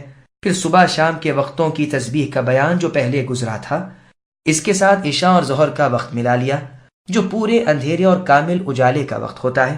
بے شک تمام تر پاکیزگی اللہ ہی کے لائق ہے، جو رات کے اندھیروں کو اور دن کے اجالوں کو پیدا کرنے والے ہیں، صبح کو ظاہر کرنے والے، رات کو سکون والی بنانے والے وہی ہیں۔ اس جیسی آیتیں اور بھی بہت سی ہیں۔ اللہ تعالیٰ نے سورہ شمس کی آیت نمبر 3 تا 4 میں فرمایا وَالنَّهَارِ إِذَا جَلَّاهَا وَاللَّيْلِ إِذَا يَغْشَاهَا، اور سورہ لیل کی آیت نمبر 1 اور 2 میں فرمایا وَاللَّيْلِ إِذَا يَغْشَا وَالنَّهَارِ إِذَا تَجَلَّا، اور سورہ ضحیٰ کی آیت نمبر 1 اور 2 میں فرمایا وَالضُّحَىٰ وَاللَّيْلِ إِذَا سَجَا وغیرہ۔ پھر آگے اللہ نے فرمایا کہ موت و زیست کے خالق، مردوں سے زندوں کو اور زندوں سے مردوں کو نکالنے والے اللہ ہی ہیں۔ ہر چیز پر اور اس کی ضد پر اللہ ہی قادر ہے۔ دانے سے درخت، درخت سے دانے، مرغے سے انڈا، انڈے سے مرغ، نطفے سے انسان، انسان سے نطفہ، مؤمن سے کافر، کافر سے مؤمن، غرض ہر چیز اور اس کے مقابل کی چیز پر اللہ تعالیٰ کو پوری قدرت حاصل ہے۔ خشک زمین کو وہی تر کر دیتے ہیں، بنجر زمین سے وہی زراعت پیدا کرتے ہیں، جیسے سورہ یاسین میں فرمایا، جس کا ترجمہ ہے کہ خشک زمین کا تر و تازہ ہو کر طرح طرح کے اناج و پھل پیدا کرنا بھی اے انسانوں میری قدرت کا ایک کامل نشان ہے۔ اور آیت میں ہے جس کا ترجمہ ہے کہ تمہارے دیکھتے ہوئے اس زمین کو جس میں سے دھواں اٹھتا ہو 2 بوند سے تر کر کے میں لہلہا دیتا ہوں، اور ہر قسم کی پیداوار سے اسے سرسبز کر دیتا ہوں۔ اور بھی بہت سی آیتوں میں اس مضمون کو کہیں مفصل کہیں مجمل بیان فرمایا۔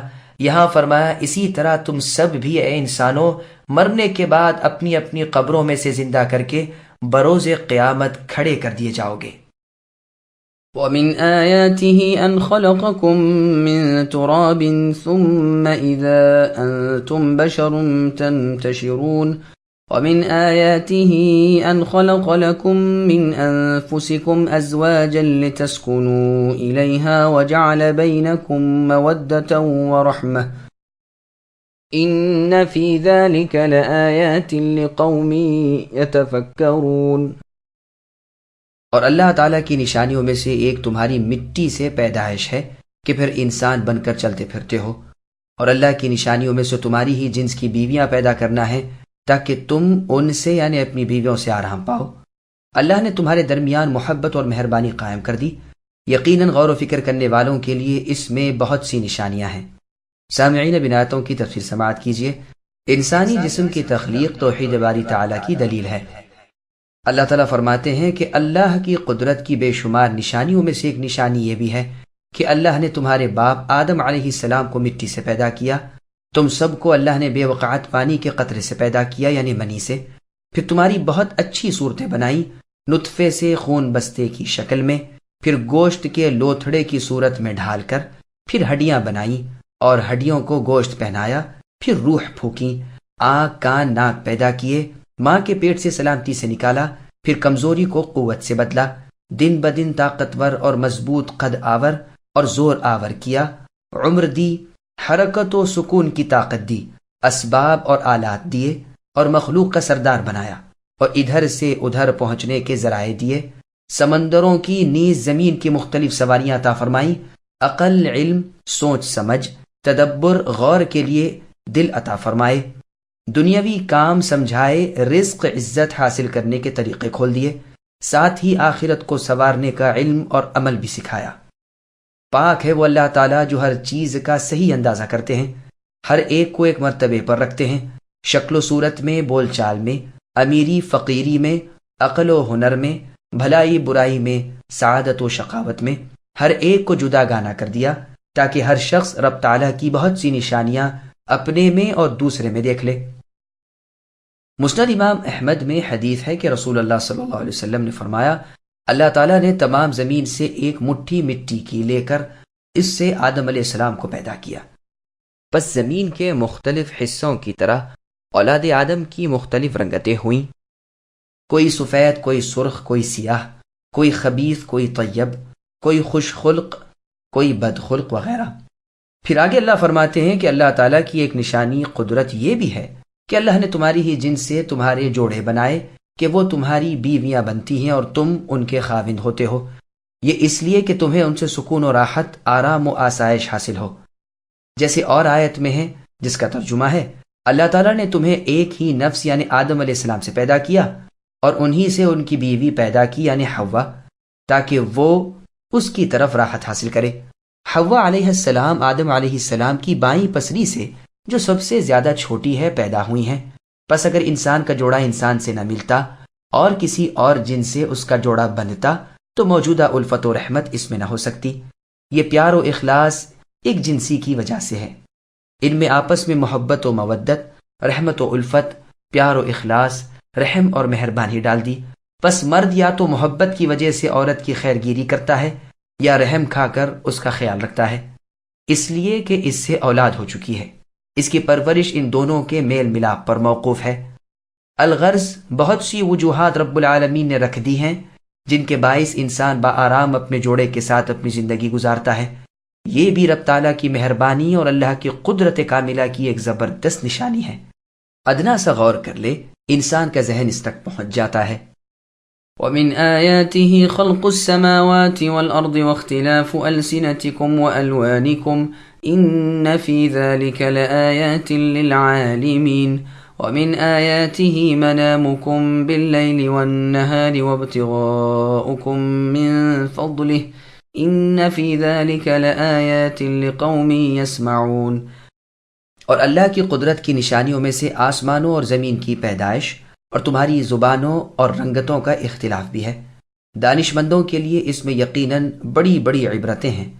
اور بھی اللہ کی قدرت کی نشانی تمہاری راتوں اور دن کی نیند میں ہے، اور اللہ کے فضل یعنی روزی کو تمہارا تلاش کرنا بھی۔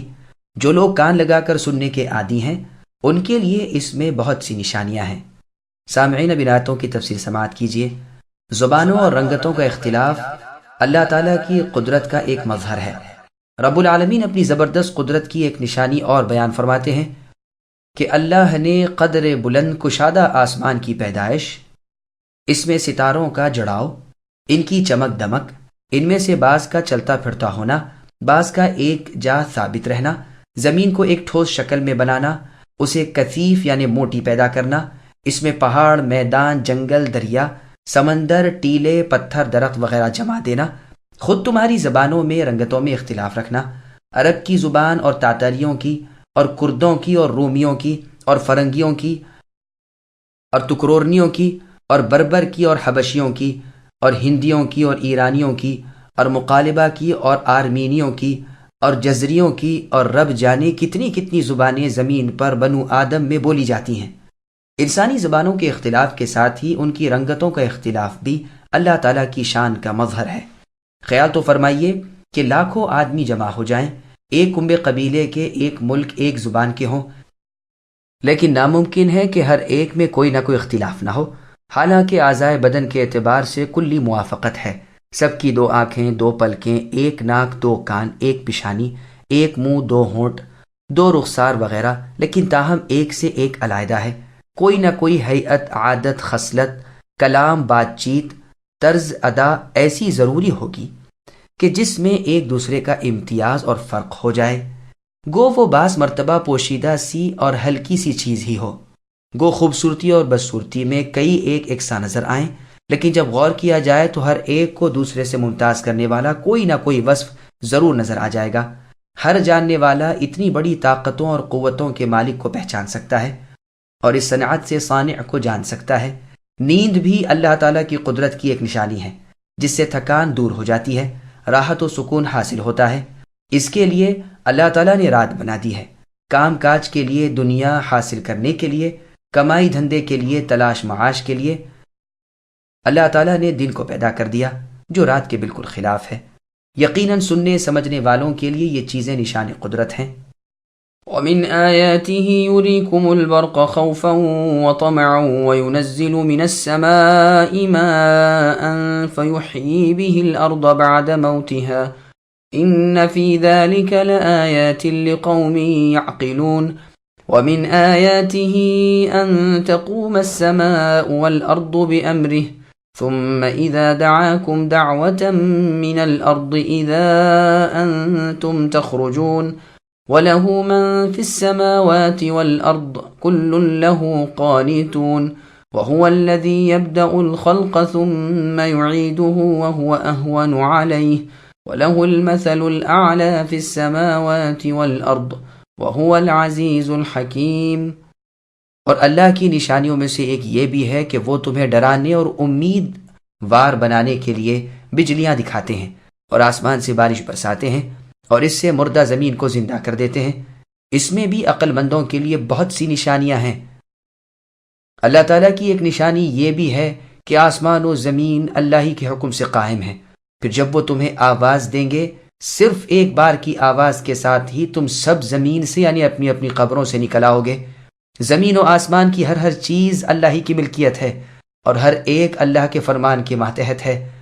وہی تو ہے کہ جس نے شروع میں مخلوق کو پیدا کیا وہی پھر سے دوبارہ پیدا کریں گے، اور یہ تو اللہ تعالیٰ پر بہت ہی آسان ہے۔ اللہ ہی کی بہترین اور اعلیٰ صفت ہے آسمانوں میں اور زمین میں بھی، اور وہی ذی عزت، غلبے والے، با حکمت، حکمت والے ہیں۔ سامعین، اب آیاتوں کی تفصیل سماعت کیجیے۔ آسمانی بجلی اللہ تعالیٰ کی عظمت کی دلیل ہے۔ اللہ تعالیٰ کی عظمت پر دلالت کرنے والی ایک اور نشانی بیان کی جا رہی ہے کہ آسمانوں پر اللہ کے حکم سے بجلی کوندتی ہے، جسے دیکھ کر کبھی تمہیں دہشت لگنے لگتی ہے کہ کہیں ایسا نہ ہو کڑک کسی کو ہلاک کر دے، کہیں بجلی گرے وغیرہ، اور کبھی تمہیں امید بنتی ہے کہ اچھا ہوا اب بارش برسے گی، پانی کی ریل پیل ہوگی، ترسالی ہو جائے گی وغیرہ۔ وہی تو ہے کہ جو آسمان سے پانی اتارتے ہیں اور اس زمین کو جو خشک پڑی ہوئی تھی، جس پر نام و نشان کو کوئی ہریاول تراوت نہ تھی، مثل مردے کے بیکار تھی، اس بارش سے وہ زندہ کر دیتے ہیں۔ زمین لہلہانے لگتی ہے، ہری بھری ہو جاتی ہے اور طرح طرح کی پیداوار اگا دیتی ہے۔ عقل مندوں کے لیے اللہ تعالیٰ کی عظمت کی یہ ایک جیتی جاگتی تصویر ہے۔ وہ اس نشان کو دیکھ کر یقین کر لیتے ہیں کہ اس زمین کو زندہ کرنے والے اللہ تعالیٰ ہماری موت کے بعد ہمیں بھی اثر نو زندہ کر دینے پر قادر ہے۔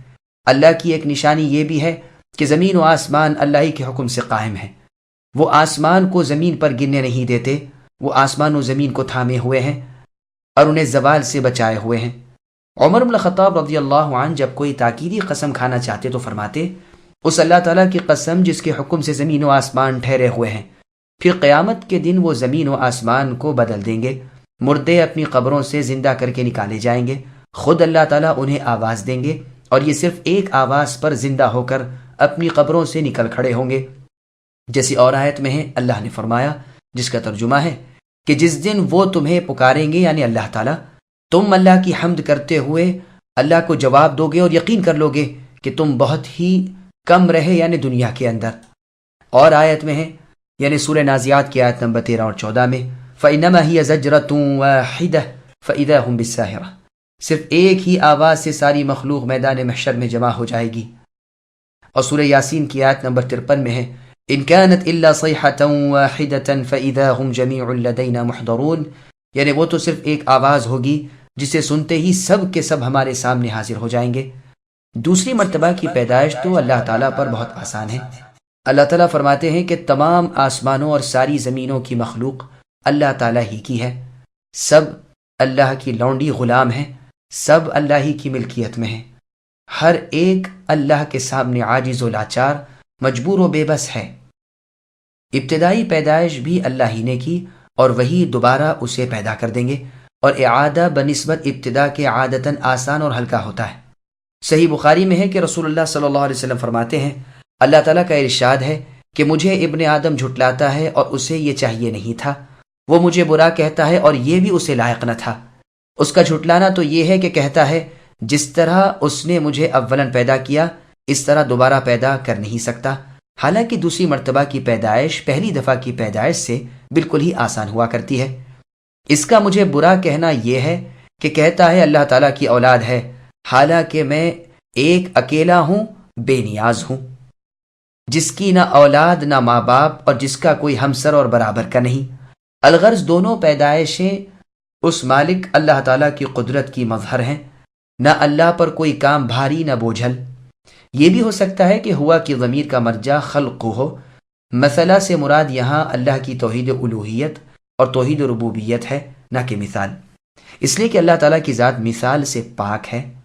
اللہ نے سورہ شعراء کی آیت نمبر 11 میں فرمایا، لیس کمثلہ شیء، اللہ کے جیسی کوئی اور چیز ہی نہیں۔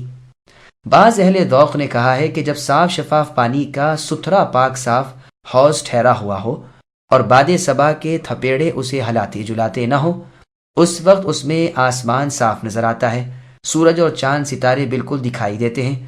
اسی طرح بزرگوں کے دل ہیں جن میں وہ اللہ تعالیٰ کی عظمت و جلال کو ہمیشہ دیکھتے رہتے ہیں۔ وہ اللہ تعالیٰ غالب ہے جس پر کسی کا بس نہیں، نہ اللہ کے سامنے کسی کی کچھ چل سکے، ہر چیز اللہ ہی کی ماتحتی میں اور اللہ کے سامنے پست و لاچار عاجز و بے بس ہے۔ اللہ کی قدرت، سطوت، سلطنت ہر چیز پر محیط اور گھیرے ہوئے ہے۔ وہ اللہ تعالیٰ حکمت والے ہیں اپنے تمام باتوں میں اور تمام کاموں میں، شریعت میں، تقدیر میں، غرض ہر امر میں۔ محمد ابن منکدر رحمہ اللہ فرماتے ہیں، مثل اعلیٰ سے مراد لا الہ الا اللہ ہے۔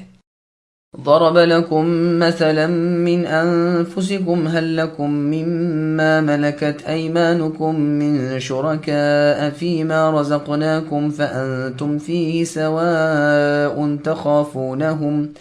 سواء تخافونهم كخيفتكم أنفسكم كذلك نفصل الآيات لقوم يعقلون بل اتبع الذين ظلموا أهواءهم بغير علم فمن يهدي من أضل الله وما لهم من ناصرين۔ اللہ تعالیٰ نے تمہارے لیے ایک مثال خود تمہاری ہی بیان فرمائی۔ جو کچھ ہم نے تمہیں دے رکھا ہے، کیا اس میں تمہارے غلاموں میں سے بھی کوئی تمہارا شریک ہے کہ تم اور وہ اس میں برابر درجے کے ہو، اور تم ان کا ایسا خطرہ رکھتے ہو جیسا خود اپنوں کا؟ ہم عقل رکھنے والوں کے لیے اسی طرح کھول کھول کر بیان کر دیتے ہیں۔ اصل بات یہ ہے کہ یہ ظالم تو بے علم کے خواہش پرستی کر رہے ہیں۔ اسے کون راہ دکھائے جسے اللہ تعالیٰ راہ سے ہٹا دے؟ ان کا ایک بھی مددگار نہیں۔ سامعین، اب ان آیتوں کی تفصیل سماعت کیجیے۔ اللہ تعالیٰ شرک برداشت نہیں کرتے۔ مشرکین مکہ اپنے بزرگوں کو اللہ تعالیٰ کا شریک جانتے تھے، لیکن ساتھ ہی یہ بھی مانتے تھے کہ یہ سب اللہ تعالیٰ کے غلام اور اللہ کے ماتحت ہیں۔ چنانچہ وہ حج و عمرے کے موقع پر لبیک پکارتے ہیں، جیسا کہ صحیح مسلم میں ہے۔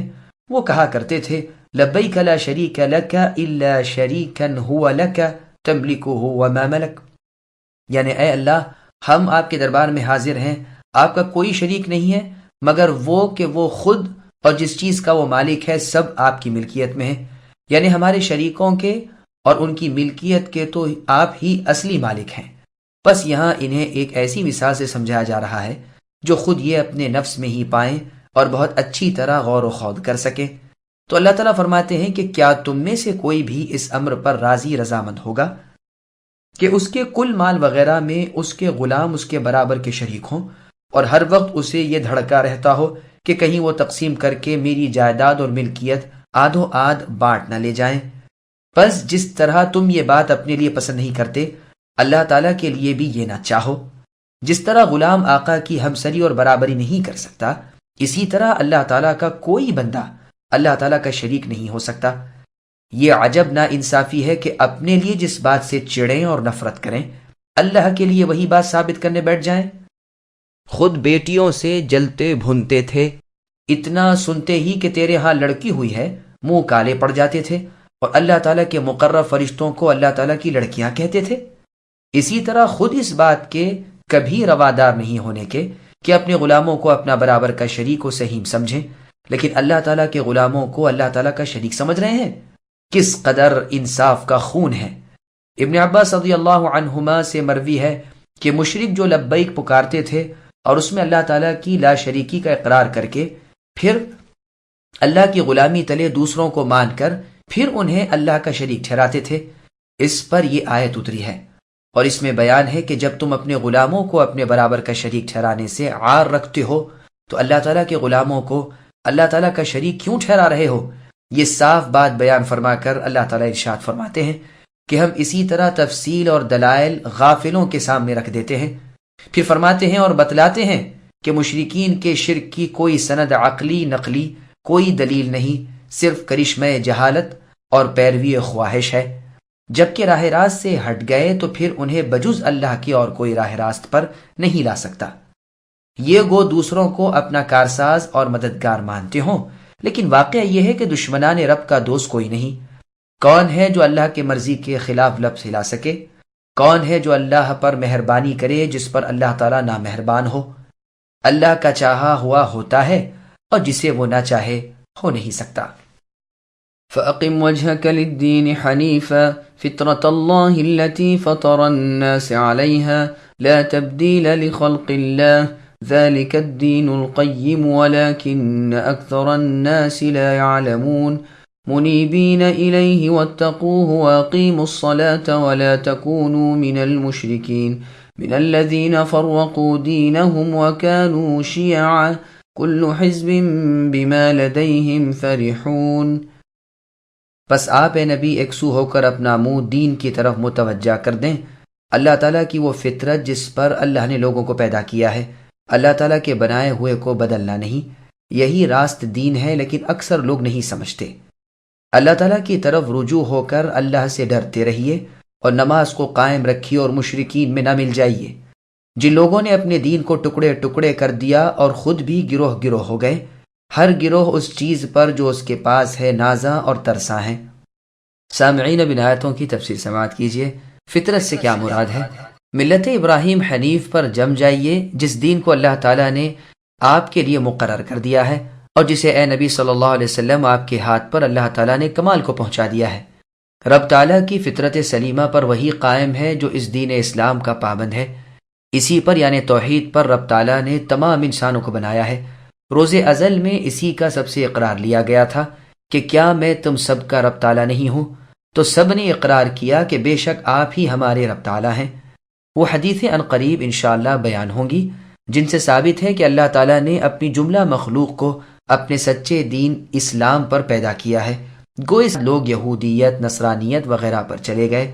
فرمایا لا تبدیل لخلق اللہ، لوگوں اللہ تعالیٰ کی اس فطرت کو نہ بدلو، لوگوں کو اس راہ راست سے نہ ہٹاؤ۔ تو یہ خبر معنی میں امر کے ہوگی، جیسے اللہ کا فرمان سورہ آل عمران کی آیت نمبر 97 میں وَمَن دَخَلَهُ كَانَ آمِنًا میں یہ معنی نہایت عمدہ اور صحیح ہیں۔ دوسرے معنی یہ بھی ہیں کہ اللہ تعالیٰ نے تمام مخلوق کو فطرت سلیمہ پر یعنی دین اسلام پر پیدا کیا۔ رب تعالیٰ کے اس دین میں کوئی تغیر تبدل نہیں۔ امام بخاری رحمہ اللہ نے یہی معنی کیے ہیں کہ یہاں خلق اللہ تعالیٰ سے مراد دین اور فطرت اسلام ہے۔ بخاری میں روایت ابو ہریرہ رضی اللہ عنہ فرمان رسول صلی اللہ علیہ وسلم ہے کہ ہر بچہ فطرت پر پیدا ہوتا ہے، پھر اس کے ماں باپ اسے یہودی، نصرانی اور مجوسی بنا دیتے ہیں، جیسے بکری کا صحیح سالم بچہ ہوتا ہے جس کا کان لوگ کتر دیتے ہیں۔ پھر رسول اللہ صلی اللہ علیہ وسلم نے یہ آیت تلاوت کی، یعنی سورہ روم کی آیت نمبر 30، جس میں اللہ نے فرمایا فطرت اللہ التی فطر الناس علیہا لا تبدیل لخلق اللہ ذلک الدین القیم۔ مسند احمد میں بروایت ابن عباس رضی اللہ عنہما مروی ہے کہ رسول اللہ صلی اللہ علیہ وسلم سے مشرکوں کی اولاد کے بارے میں سوال کیا گیا تو آپ نے فرمایا کہ جب انہیں اللہ تعالیٰ نے پیدا کیا تو وہ خوب جانتے تھے کہ وہ کیا اعمال کرنے والے ہیں۔ مسند احمد میں ہے، عباس رضی اللہ عنہ سے مروی ہے کہ ایک زمانے میں کہتا تھا مسلمانوں کی اولاد مسلمانوں کے ساتھ ہے اور مشرکوں کی مشرکوں کے ساتھ ہے، یہاں تک کہ فلاں شخص نے فلاں سے روایت کر کے مجھے سنایا کہ جب رسول اللہ سے مشرکوں کے بچوں کے بارے میں سوال ہوا تو رسول اللہ صلی اللہ علیہ وسلم نے فرمایا اللہ تعالیٰ خوب عالم ہے اس چیز سے جو وہ کرتے۔ اس حدیث کو سن کر میں نے اپنا فتویٰ چھوڑ دیا۔ عیاض ابن حمار رضی اللہ عنہ سے مسند احمد وغیرہ میں حدیث ہے کہ رسول اکرم صلی اللہ علیہ وسلم نے خطبے میں فرمایا کہ مجھے اللہ عز و جل نے حکم دیا کہ جو اللہ نے آج مجھے سکھایا ہے اور اس سے تم جاہل ہو وہ میں تمہیں سکھا دوں۔ فرمایا ہے کہ جو میں نے اپنے بندوں کو دیا ہے میں نے ان کے لیے حلال کیا ہے، میں نے اپنے سب بندوں کو ایک طرفہ خالص دین والا بنایا ہے، ان کے پاس شیطان پہنچتا ہے اور انہیں دین سے گمراہ کرتا ہے اور حلال کو ان پر حرام کرتا ہے اور انہیں میرے ساتھ شریک کرنے کو کہتا ہے جس کی کوئی دلیل نہیں۔ اللہ تعالیٰ نے زمین والوں کی طرف نگاہ ڈالی اور عرب عجم کو سب کو ناپسند فرمایا سوائے چند اہل کتاب کے کچھ لوگ کے۔ وہ فرماتے ہیں کہ میں نے آپ کو اے نبی صرف آزمائش کے لیے بھیجا ہے، آپ کی اپنی بھی آزمائش ہوگی اور آپ کی وجہ سے اور سب کی بھی۔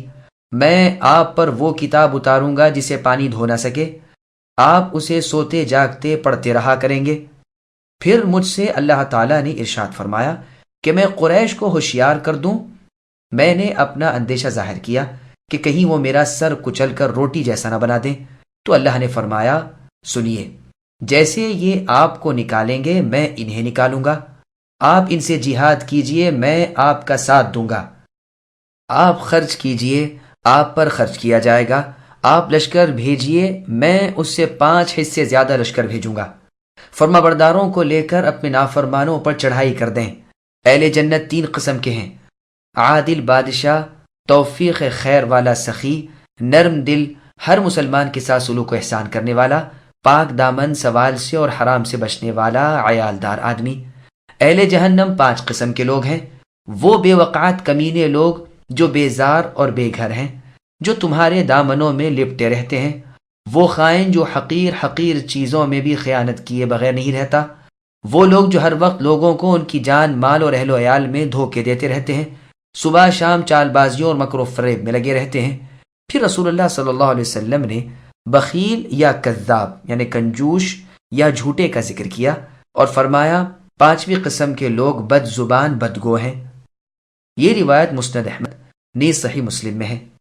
یہی فطرت سلیمہ، یہی شریعت کو مضبوط سے پکڑے رہنا ہی سچا اور سیدھا دین ہے، لیکن اکثر لوگ بے علم ہیں اور اپنی اسی جہالت کی وجہ سے اللہ تعالیٰ کے ایسے پاک دین سے دور بلکہ محروم رہ جاتے ہیں۔ جیسے اور آیت میں ہے، اللہ نے فرمایا جس کا ترجمہ ہے، گو آپ کی اے نبی شدید حرص ہو لیکن ان میں سے اکثر لوگ بے ایمان ہی رہیں گے۔ اور آیت میں ہے جس کا ترجمہ ہے کہ اگر آپ اے نبی اکثریت کی اطاعت کریں گے تو وہ آپ کو اللہ تعالیٰ کی سیدھی راہ سے بہکا دیں گے۔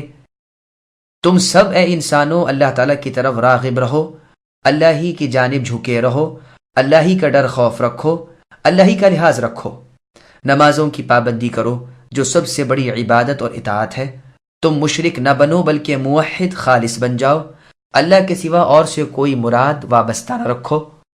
چنانچہ تفسیر ابن جریر طبری میں معاذ ابن جبل رضی اللہ عنہ سے عمر رضی اللہ عنہ نے اس آیت کا مطلب پوچھا تو آپ رضی اللہ عنہ نے فرمایا یہ 3 چیزیں ہیں اور یہی نجات کی جڑ ہیں۔ اول اخلاص جو فطرت ہے جس پر اللہ تعالیٰ نے مخلوق کو پیدا کیا ہے، دوم نماز جو دراصل دین ہے، سوم اطاعت جو عصمت اور بچاؤ ہے۔ عمر رضی اللہ عنہ نے فرمایا آپ نے سچ کہا ہے، تمہیں مشرکوں میں نہ ملنا چاہیے، تمہیں ان کا ساتھ نہ دینا چاہیے اور نہ ان جیسا فعل کرنا چاہیے جنہوں نے دین ربانی کو بدل دیا، بعض باتوں کو مان لیا بعض سے انکار کر گئے۔ فرقو کی دوسری قراءت فارقو ہے، یعنی انہوں نے اپنے دین کو چھوڑ دیا، جیسے یہود و نصارہ، مجوس، بت پرست اور باقی باطل مذاہب و ادیان والے۔ جیسے اللہ تعالیٰ کا ارشاد ہے جس کا ترجمہ ہے، جن لوگوں نے اپنے دین میں تفریق کی اور گروہ بندی کر لی، آپ اے نبی ان میں شامل ہی نہیں، ان کا آخر سپرد رب تعالیٰ ہے۔ تم سے پہلے والے گروہ گروہ میں ہو گئے اور سب کے سب باطل پر جم گئے، ہر فرقہ یہی دعویٰ کرتا رہا کہ وہ سچا ہے، اور دراصل حقانیت ان سب سے گم ہو گئی تھی۔ اس امت میں بھی تفرقہ پڑا، لیکن ان میں ایک حق پر ہے، ہاں باقی سب گمراہی پر ہیں۔ یہ حق والی جماعت اہل السنہ والجماعہ ہے، اہل الحدیث ہے، جو کتاب اللہ اور سنت رسول صلی اللہ علیہ وسلم کو مضبوط تھامنے والی ہے، جس پر اگلے زمانے کے صحابہ کرام رضی اللہ عنہم و تابعین اور ائمہ مسلمین رحمہم اللہ تھے، گزشتہ زمانے میں بھی اور اب بھی۔ جیسے مصدرک حاکم میں ہے کہ رسول اللہ سے دریافت کیا گیا کہ ان سب میں نجات پانے والا فرقہ کون سا ہے؟ آپ نے فرمایا من کان علی ما انا علیہ اليوم اصحابی، یعنی وہ لوگ جو اس پر ہوں جس پر آج میں اور میرے اصحاب رضی اللہ عنہم ہیں۔ برادران غور فرمائیے کہ وہ چیز جس پر رسول اللہ صلی اللہ علیہ وسلم اور آپ کے اصحاب رضی اللہ عنہم آپ کے زمانے میں تھے، وہ وحی الہی یعنی قرآن اور حدیث ہی تھی یا کسی امام کی تقلید؟ غور کریں اور اللہ تعالیٰ سے سیدھی راہ کی توفیق طلب کریں۔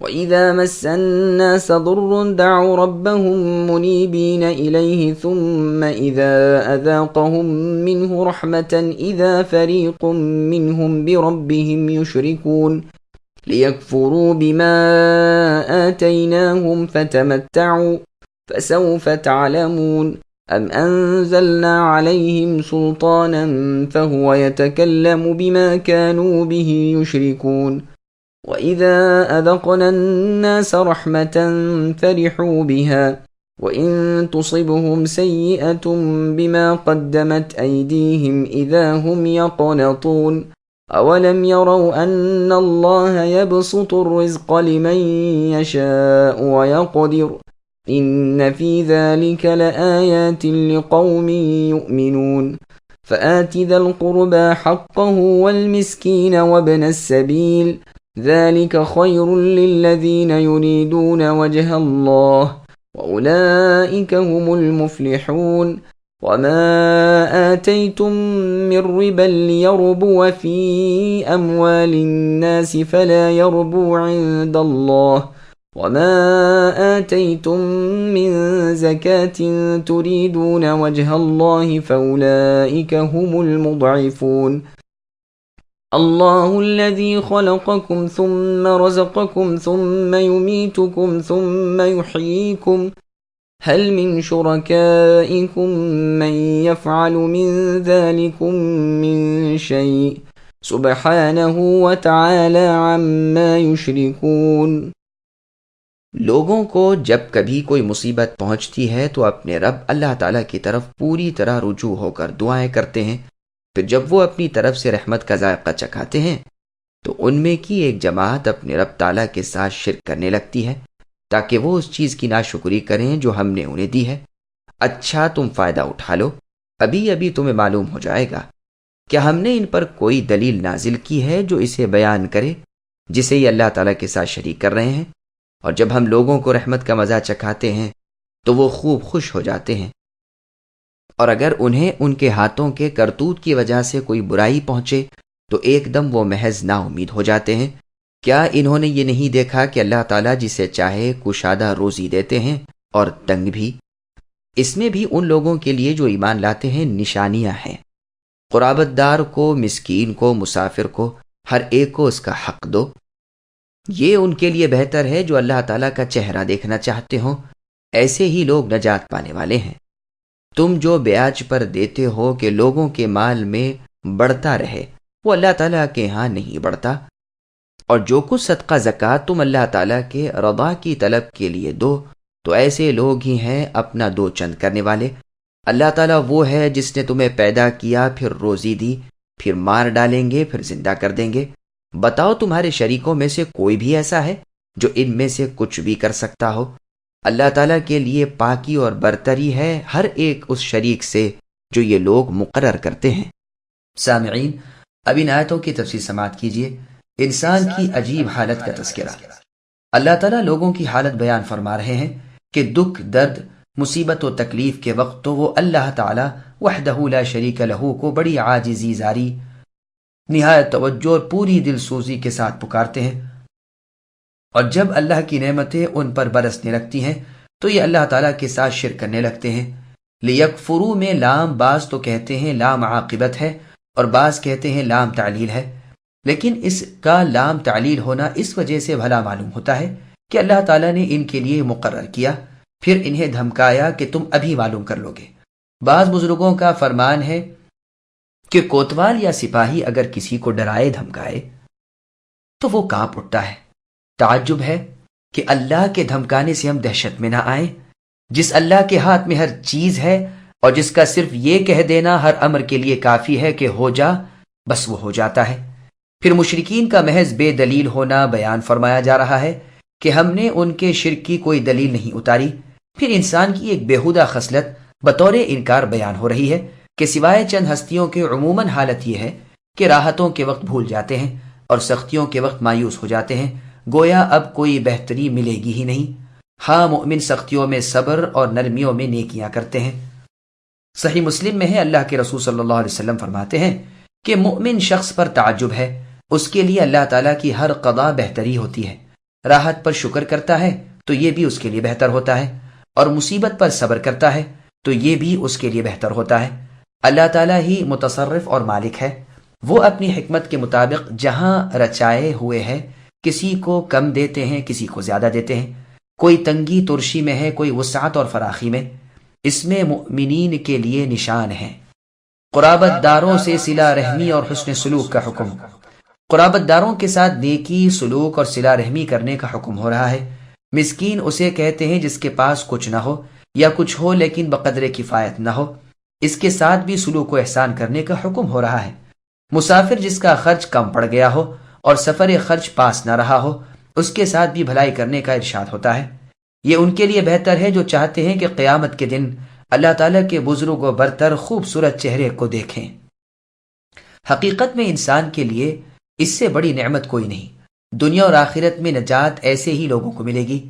اس دوسری آیت کی تفسیر تو ابن عباس رضی اللہ عنہما، نیز مجاہد، ضحاک، قتادہ، عکرمہ، محمد بن کعب القرظی اور شعبی رحمہم اللہ سے یہ مروی ہے کہ جو شخص کوئی عطیہ اس ارادے سے دے کہ لوگ اسے اس سے زیادہ دیں تو گو اس ارادے سے ہدیہ دینا ہے تو مباح، لیکن ثواب سے خالی ہے۔ یہ روایت تفسیر طبری کی ہے۔ اللہ تعالیٰ کے ہاں اس کا بدلہ کچھ نہیں، مگر اللہ تعالیٰ نے اپنے نبی صلی اللہ علیہ وسلم کو اس سے بھی روک دیا۔ اس معنی میں یہ حکم رسول اللہ کے لیے مخصوص ہوگا۔ اسی کے مشابہ سورہ مدثر کی آیت نمبر 6 ہے، وَلَا تَمْنُن تَسْتَكْثِرْ، یعنی زیادتی معاوضے کی نیت سے کسی کے ساتھ اے نبی احسان نہ کیا کیجیے۔ ابن عباس رضی اللہ عنہما سے مروی ہے کہ سود یعنی نفع کی دو صورتیں ہیں، ایک تو بیوپار تجارت میں بیاج، یہ تو حرام محض ہے، دوسرا سود یعنی زیادتی جس میں کوئی حرج نہیں، وہ کسی کو اس ارادے سے ہدیہ تحفہ دینا ہے کہ یہ مجھے اس سے زیادہ دے۔ پھر آپ نے یہ آیت پڑھ کر فرمایا کہ اللہ تعالیٰ کے پاس تو ثواب زکوٰۃ کے ادا کرنے کا ہے، زکوٰۃ دینے والوں کو بہت برکتیں ہوتی ہیں۔ چنانچہ صحیح بخاری نیز صحیح مسلم میں ہے، رسول اللہ صلی اللہ علیہ وسلم فرماتے ہیں کہ جو شخص ایک کھجور بھی صدقے میں دے لیکن ہو حلال طور سے حاصل کی ہوئی تو اسے اللہ تعالیٰ رحمان الرحیم اپنے دائیں ہاتھ میں لیتے ہیں اور اس طرح پالتے اور بڑھاتے ہیں جس طرح تم میں سے کوئی اپنے گھوڑے یا اونٹ کے بچے کی پرورش کرتا ہے، یہاں تک کہ وہی ایک کھجور احد پہاڑ سے بھی بڑی ہو جاتی ہے۔ اللہ تعالیٰ ہی خالق اور رازق ہیں۔ انسان اپنی ماں کے پیٹ سے ننگا، بے علم، بے کان، بے آنکھ، بے طاقت نکلتا ہے، پھر اللہ تعالیٰ اسے سب چیزیں عطا فرماتے ہیں، مال بھی، ملکیت بھی، کمائی بھی، تجارت بھی، غرض بے شمار نعمتیں عطا فرماتے ہیں۔ دو صحابیوں کا بیان ہے جس کو امام احمد اور ابن ماجہ نے روایت کیا ہے کہ ہم رسول اللہ صلی اللہ علیہ وسلم کی خدمت میں حاضر ہوئے، اس وقت آپ کسی کام میں مشغول تھے، ہم نے بھی رسول اللہ کا ہاتھ بٹایا، رسول اللہ نے فرمایا دیکھو سر ہلنے لگے تب تک بھی روزی سے کوئی محروم نہیں رہتا، انسان ننگا بھوکا دنیا میں اپنی ماں کے پیٹ سے آتا ہے، ایک چھلکا بھی اس کے بدن پر نہیں ہوتا، پھر رب تعالیٰ ہی اسے روزیاں دیتے ہیں، وہ اس حیات کے بعد تمہیں مار ڈالیں گے، پھر قیامت کے دن زندہ کر دیں گے۔ اللہ تعالیٰ کے سوا تم جن جن کی عبادت کر رہے ہو ان میں سے ایک بھی ان باتوں میں سے کسی ایک پر قابو نہیں رکھتا، ان کاموں میں سے ایک بھی کوئی نہیں کر سکتا۔ اللہ سبحانہ و تعالیٰ ہی تنے تنہا پیدا کرنے والے، روزی دینے والے اور موت و زندگی کے مالک ہیں، وہی قیامت کے دن تمام مخلوق کو زندہ کر دیں گے۔ اللہ کی مقدس، منزہ، معظم اور عزت و جلال والی ذات اس سے پاک ہے کہ کوئی اللہ کا شریک ہو یا اللہ کے جیسا ہو یا اللہ کے برابر ہو یا اللہ کی کوئی اولاد ہو یا ماں باپ ہو، وہ اللہ اکیلے ہیں، ایک ہیں، بے نیاز ہیں، فرد ہیں، ماں باپ سے اولاد سے اکثر پاک ہیں، اللہ کے برابر کا اور اللہ کے جیسا کوئی بھی نہیں۔ ظهر الفساد في البر والبحر بما كسبت أيدي الناس ليذيقهم بعض الذي عملوا لعلهم يرجعون قل سيروا في الأرض فانظروا كيف كان عاقبة الذين من قبل كان أكثرهم مشركين۔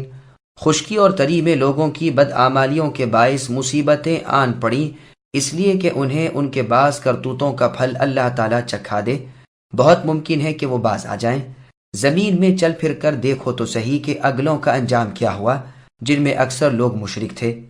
سامعین، اب ان آیتوں کی تفسیر سماعت کیجیے۔ گناہوں کا انجام۔ ممکن ہے بر یعنی خشکی سے مراد میدان اور جنگل ہوں، اور بحر یعنی تری سے مراد شہر اور دیہات ہوں، ورنہ ظاہر ہے کہ بر کہتے ہیں خشکی کو اور بحر کہتے ہیں تری کو۔ خشکی کے فساد سے مراد بارش کا نہ ہونا، پیداوار کا نہ ہونا، قحط سالیوں کا آنا ہے۔ تری کے فساد سے مراد بارش کا رک جانا جس سے پانی کے جانور اندھے ہو جاتے ہیں، انسان کا قتل اور کشتیوں کا جبرن چھین جھپٹ لینا ہے، یہ خشکی تری کا فساد ہے۔ بحر سے مراد جزیرے اور بر سے مراد شہر اور بستیاں ہیں، لیکن اول قول زیادہ ظاہر ہے، اور اسی کی تائید محمد ابن اسحاق رحمہ اللہ کی اس روایت سے ہوتی ہے کہ رسول اللہ صلی اللہ علیہ وسلم نے ایلا کے بادشاہ سے صلح کی اور اس کا بحر یعنی شہر اسی کے نام کر دیا۔ پھلوں کے اناج کا نقصان دراصل انسان کے گناہوں کی وجہ سے ہے۔ اللہ تعالیٰ کے نافرمان زمین کے بگاڑنے والے ہیں۔ آسمان و زمین کی اصلاح اللہ تعالیٰ کی عبادت و اطاعت سے ہے۔ یہ اس لیے کہ حد کے قائم ہونے سے مجرم گناہوں سے باز رہیں گے، اور جب گناہ نہ ہوں گے تو آسمانی اور زمینی برکتیں لوگوں کو حاصل ہوں گی۔ چنانچہ آخر زمانے میں جب عیسیٰ ابن مریم علیہ السلام اتریں گے اور اس پاک شریعت کے مطابق فیصلے کریں گے، یعنی شریعت محمدی صلی اللہ علیہ وسلم کے مطابق، مثلا سور کا قتل، صلیب یعنی کراس کی شکست، جزیہ یعنی ٹیکس کا ترک یعنی اسلام کی قبولیت یا جنگ۔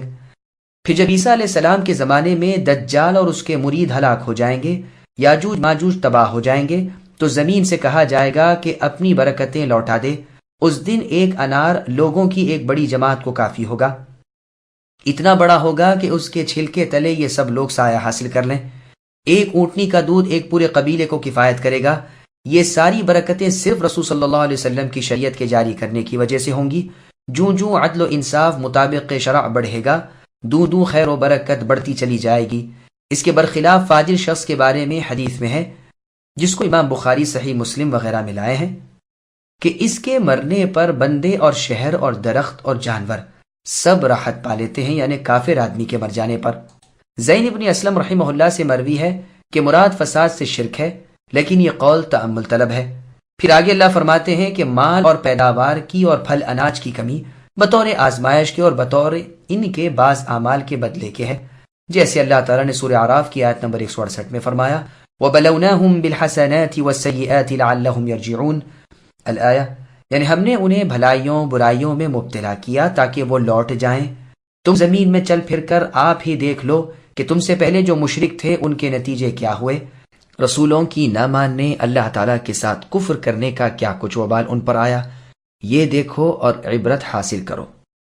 فَأَقِمْ وَجْهَكَ لِلدِّينِ الْقَيِّمِ مِنْ قَبْلِ أَنْ يَأْتِيَ يَوْمٌ لَا مَرَدَّ لَهُ مِنَ اللَّهِ يَوْمَئِذٍ يَصَّدَّعُونَ مَنْ كَفَرَ فَعَلَيْهِ كُفْرُهُ وَمَنْ عَمِلَ صَالِحًا فَلِأَنفُسِهِمْ يَمْهَدُونَ لِيَجْزِيَ الَّذِينَ آمَنُوا وَعَمِلُوا الصَّالِحَاتِ مِنْ فَضْلِهِ إِنَّهُ لَا يُحِبُّ الْكَافِرِينَ وَمِنْ آيَاتِهِ أَنْ يُرْسِلَ الرِّيَاحَ مُبَشِّرَاتٍ وَلِيُذِيقَكُم مِّن رَّحْمَتِهِ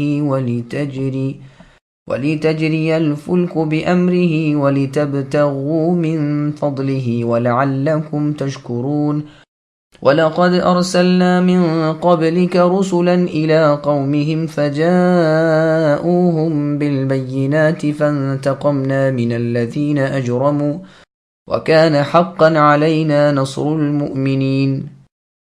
پس آپ اے نبی اپنا رخ اس سچے اور سیدھے دین کی طرف ہی رکھیے قبل اس کے کہ وہ دن آ جائے جس کی باز گشت اللہ تعالیٰ کی طرف سے ہے ہی نہیں۔ اس دن سب متفرق ہو جائیں گے، کفر کرنے والوں پر ان کا کفر ہوگا اور نیک کام کرنے والے اپنی ہی آرام گاہ سنوار رہے ہیں، تاکہ اللہ تعالیٰ انہیں اپنے فضل سے جزا دیں جو ایمان لائے اور نیک اعمال کیے۔ وہ کافروں کو دوست نہیں رکھتے۔ اللہ کی نشانیوں میں سے خوشخبریاں دینے والی ہواؤں کو چلانا بھی ہے، اس لیے کہ تمہیں اپنی رحمت کا مزہ چکھائے، اور اس لیے کہ اللہ کے حکم سے کشتیاں چلیں، اور اس لیے کہ اللہ کے فضل کو تم ڈھونڈو، اور اس لیے کہ تم شکر گزاری کرو۔ ہم نے آپ سے پہلے بھی اے نبی اپنے رسولوں کو ان کی قوم کی طرف بھیجا، وہ ان کے پاس دلیلیں لائے، پھر ہم نے گنہگاروں سے انتقام لیا، ہم پر مؤمنوں کی مدد لازم ہے۔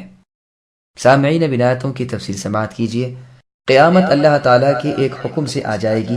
اللہ تعالیٰ اپنے بندوں کو دین پر جم جانے کی اور چستی سے اللہ تعالیٰ کی فرمانبرداری کرنے کی ہدایت کرتے ہیں، اور فرماتے ہیں مضبوط دین کی طرف ہمہ متوجہ ہو جاؤ، اس سے پہلے کہ قیامت کا دن آ جائے، جب اس کے آنے کا اللہ تعالیٰ کا حکم ہو چکے گا۔ پھر اس حکم کو یا اس آنے والی ساعت کو کوئی لوٹا نہیں سکتا۔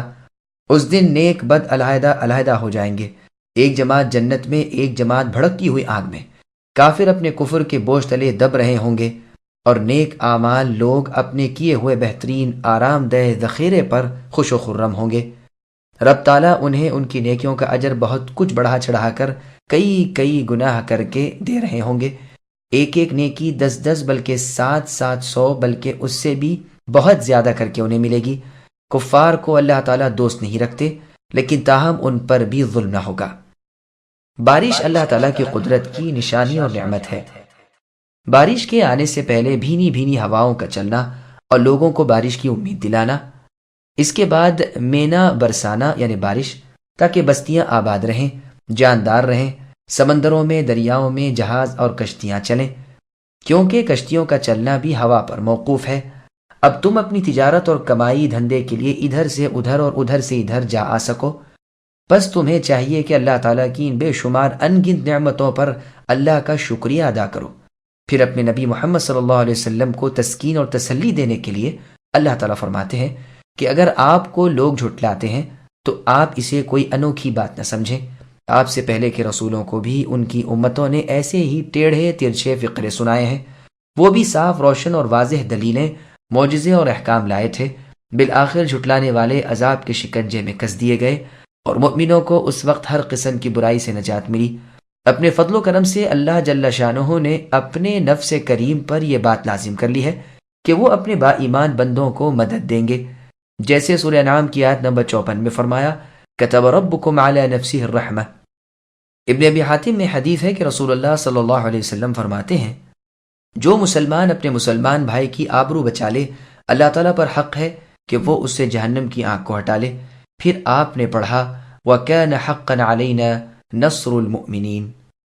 الله الذي يرسل الرياح فتثير سحابا فيبسطه في السماء كيف يشاء ويجعله كسفا فترى الودق يخرج من خلاله فإذا أصاب به من يشاء من عباده إذا هم يستبشرون وإن كانوا من قبل أن ينزل عليهم من قبله لمبلسين فانظر إلى آثار رحمة الله كيف يحيي الأرض بعد موتها إن ذلك لمحيي الموتى وهو على كل شيء قدير ولئن أرسلنا ريحا فرأوه مصفرا لظلوا من بعده يكفرون۔ اللہ تعالیٰ ہوائیں چلاتے ہیں، وہ ابر کو اٹھاتی ہیں، پھر اللہ تعالیٰ اپنی منشا کے مطابق اسے آسمان میں پھیلا دیتے ہیں اور اس کے ٹکڑے ٹکڑے کر دیتے ہیں۔ پھر آپ کے دیکھتے ہوئے اس کے اندر سے قطرے نکلتے ہیں، اور جنہیں اللہ تعالیٰ چاہتے ہیں ان اپنے بندوں پر وہ پانی برساتے ہیں تو وہ خوش ہو جاتے ہیں۔ یقین ماننا کہ بارش ان پر برسے اس سے پہلے تو نا امید ہو رہے تھے۔ بس اے نبی، آپ رحمت الہی کے آثار دیکھیے کہ زمین کی موت کے بعد کس طرح اللہ اسے زندہ کر دیتے ہیں۔ کچھ شک نہیں کہ وہی اللہ تو ہے جو مردوں کو زندہ کرنے والے ہیں، اور وہ ہر چیز پر قادر ہے۔ اور اگر ہم باد تند چلا دیں اور یہ لوگ انہیں کھیتوں کو مرجھائی ہوئی زرد پڑی ہوئی دیکھ لیں تو پھر اس کے بعد ناشکری کرنے لگیں۔ سامعین، اب ان آیتوں کی تفسیر سماعت کیجیے۔ ٹھنڈی ٹھنڈی ہوائیں اور بارش اللہ تعالیٰ کا انعام۔ اللہ تعالیٰ بیان فرماتے ہیں کہ وہ ہوائیں بھیجتے ہیں جو بادلوں کو اٹھاتی ہیں، یا تو سمندروں پر سے یا جس طرح اور جہاں سے اللہ کا حکم ہو۔ پھر رب العالمین ابر کو آسمان پر پھیلا دیتے ہیں، اسے بڑھا دیتے ہیں، تھوڑے کو زیادہ کر دیتے ہیں۔ تم نے اکثر دیکھا ہوگا کہ بالش دو بالش کا ابر اٹھا، پھر جو وہ پھیلا تو آسمان کے کنارے ڈھانپ لیے، اور کبھی یہ بھی دیکھا ہوگا کہ سمندروں سے پانی کے بھرے ابر اٹھتے ہیں۔ اسی مضمون کو سورہ اعراف آیت نمبر 57 وَهُوَ الَّذِي يُرْسِلُ الرِّيَاحَ میں بیان فرمایا ہے۔ پھر سے ٹکڑے ٹکڑے اور تہ بتہ کر دیتے ہیں، وہ پانی سے سیاہ ہو جاتے ہیں، زمین کے قریب ہو جاتے ہیں، پھر بارش بادلوں کے درمیان سے برسنے لگتی ہے، جہاں برسی وہیں کے لوگوں کی بانچھیں کھل گئیں۔ پھر اللہ تعالیٰ فرماتے ہیں یہی لوگ بارش سے نا امید ہو چکے تھے، اور پوری نا امیدی کے وقت بلکہ نا امیدی کے بعد ان پر بارشیں برسیں اور جل تھل ہو گئے۔ دو دفعہ من قبلی کا لفظ لانا تاکید کے لیے ہے۔ ہا کی ضمیر کا مرجع انزال ہے، اور یہ بھی ہو سکتا ہے کہ یہ تأسیسی دلالت ہو، یعنی بارش ہونے سے پہلے یہ اس کے محتاج تھے اور وہ حاجت پوری ہو۔ اس سے پہلے وقت کے ختم ہو جانے کے قریب بارش نہ ہونے کی وجہ سے یہ مایوس ہو چکے تھے۔ پھر اس نا امیدی کے بعد دفعتاً یعنی دیکھتے ہی دیکھتے اچانک ابر اٹھتا ہے اور برس جاتا ہے اور ریل پیل کر دیتا ہے، اور ان کی خشک زمین تر ہو جاتی ہے، قحط سالی تر سالی سے بدل جاتی ہے۔ یا تو زمین صاف چٹیل میدان تھی یا ہر طرف ہریاول دکھائی دینے لگتی ہے۔ دیکھ لو کہ پروردگار عالم بارش سے کس طرح مردہ زمین کو زندہ کر دیتے ہیں۔ یاد رکھو کہ جس رب تعالیٰ کی یہ قدرت تم دیکھ رہے ہو، وہ ایک دن مردوں کو ان کی قبروں سے بھی نکالنے والے ہیں، جبکہ ان کے جسم گل سڑ گئے ہوں گے۔ سمجھ لو کہ اللہ تعالیٰ ہر چیز پر قادر ہے۔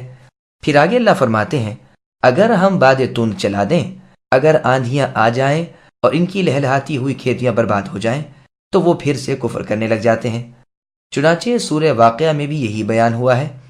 اللہ نے سورہ واقعہ کی آیت نمبر 63 میں فرمایا افرأیتم ما تحرثون سے محرومون تک۔ عبداللہ ابن عمر رضی اللہ عنہما فرماتے ہیں ہوائیں 8 قسم کی ہیں، 4 رحمت کی، 4 زحمت کی۔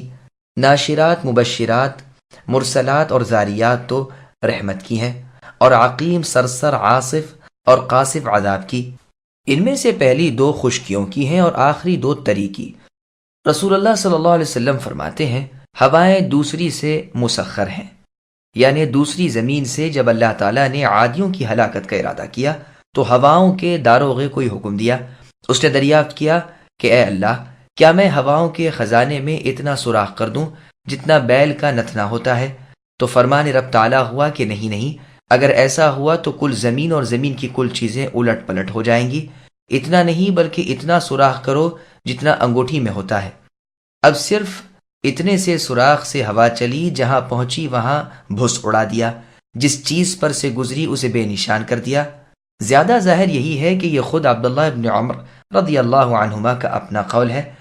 فَإِنَّكَ لَا تُسْمِعُ الْمَوْتَى وَلَا تُسْمِعُ الصُّمَّ الدُّعَاءَ إِذَا وَلَّوْا مُدْبِرِينَ وَمَا أَنْتَ بِهَادِ الْعُمْيِ عَنْ ضَلَالَتِهِمْ إِن تُسْمِعُ إِلَّا مَن يُؤْمِنُ بِآيَاتِنَا فَهُمْ مُسْلِمُونَ۔ بے شک آپ اے نبی مردوں کو نہیں سنا سکتے اور نہ بہروں کو اپنی آواز سنا سکتے ہیں جبکہ پیٹھ پھیر کر وہ مڑ گئے ہوں، اور نہ تو آپ اندھوں کو ان کی گمراہی سے ہدایت کرنے والے ہیں، آپ تو صرف انہی لوگوں کو سناتے ہیں جو ہماری آیتوں پر ایمان رکھتے ہیں اور ہیں بھی وہ اطاعت گزار۔ سامعین، اب ان آیتوں کی تفصیل سماعت کیجیے۔ کیا مردے بھی سنتے ہیں؟ باری تعالیٰ عز و جل فرماتے ہیں کہ جس طرح یہ آپ کی قدرت سے اے نبی خارج ہے کہ مردوں کو جو قبروں میں ہوں آپ اپنی آواز سنا سکے، اور جس طرح یہ ناممکن ہے کہ ہر شخص کو جبکہ وہ پیٹھ پھیرے منہ موڑے جا رہا ہو آپ اپنی بات سنا سکے، اسی طرح سے جو حق سے اندھے ہوں آپ ان کی رہبری ہدایت کی طرف نہیں کر سکتے۔ ہاں، اللہ تعالیٰ تو ہر چیز پر قادر ہے، وہ جب چاہے مردوں کو زندوں کی آواز بھی سنا سکتے ہیں۔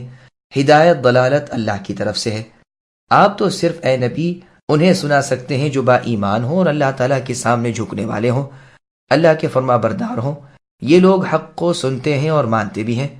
یہ تو ہوئی حالت مسلمان کی، اور اس سے پہلے جو حالت بیان ہوئی وہ کافر کی ہے، جیسے اللہ تعالیٰ نے سورہ انعام کی آیت نمبر 36 میں بیان فرمایا، انما یستجیب الذین یسمعون الآیہ، یعنی آپ کی پکار اے نبی وہی قبول کریں گے جو کان دھر کر سنیں گے۔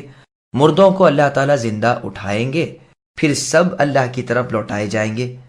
صحیح بخاری کی روایت میں ہے کہ رسول اللہ صلی اللہ علیہ وسلم ان مشرکین سے جو جنگ بدر میں مسلمانوں کے ہاتھوں قتل کیے گئے تھے اور بدر کی کھائیوں میں ان کی لاشیں پھینک دی گئی تھیں، ان کی موت کے 3 دن بعد ان سے خطاب کر کے انہیں ڈانٹا اور غیرت دلائی۔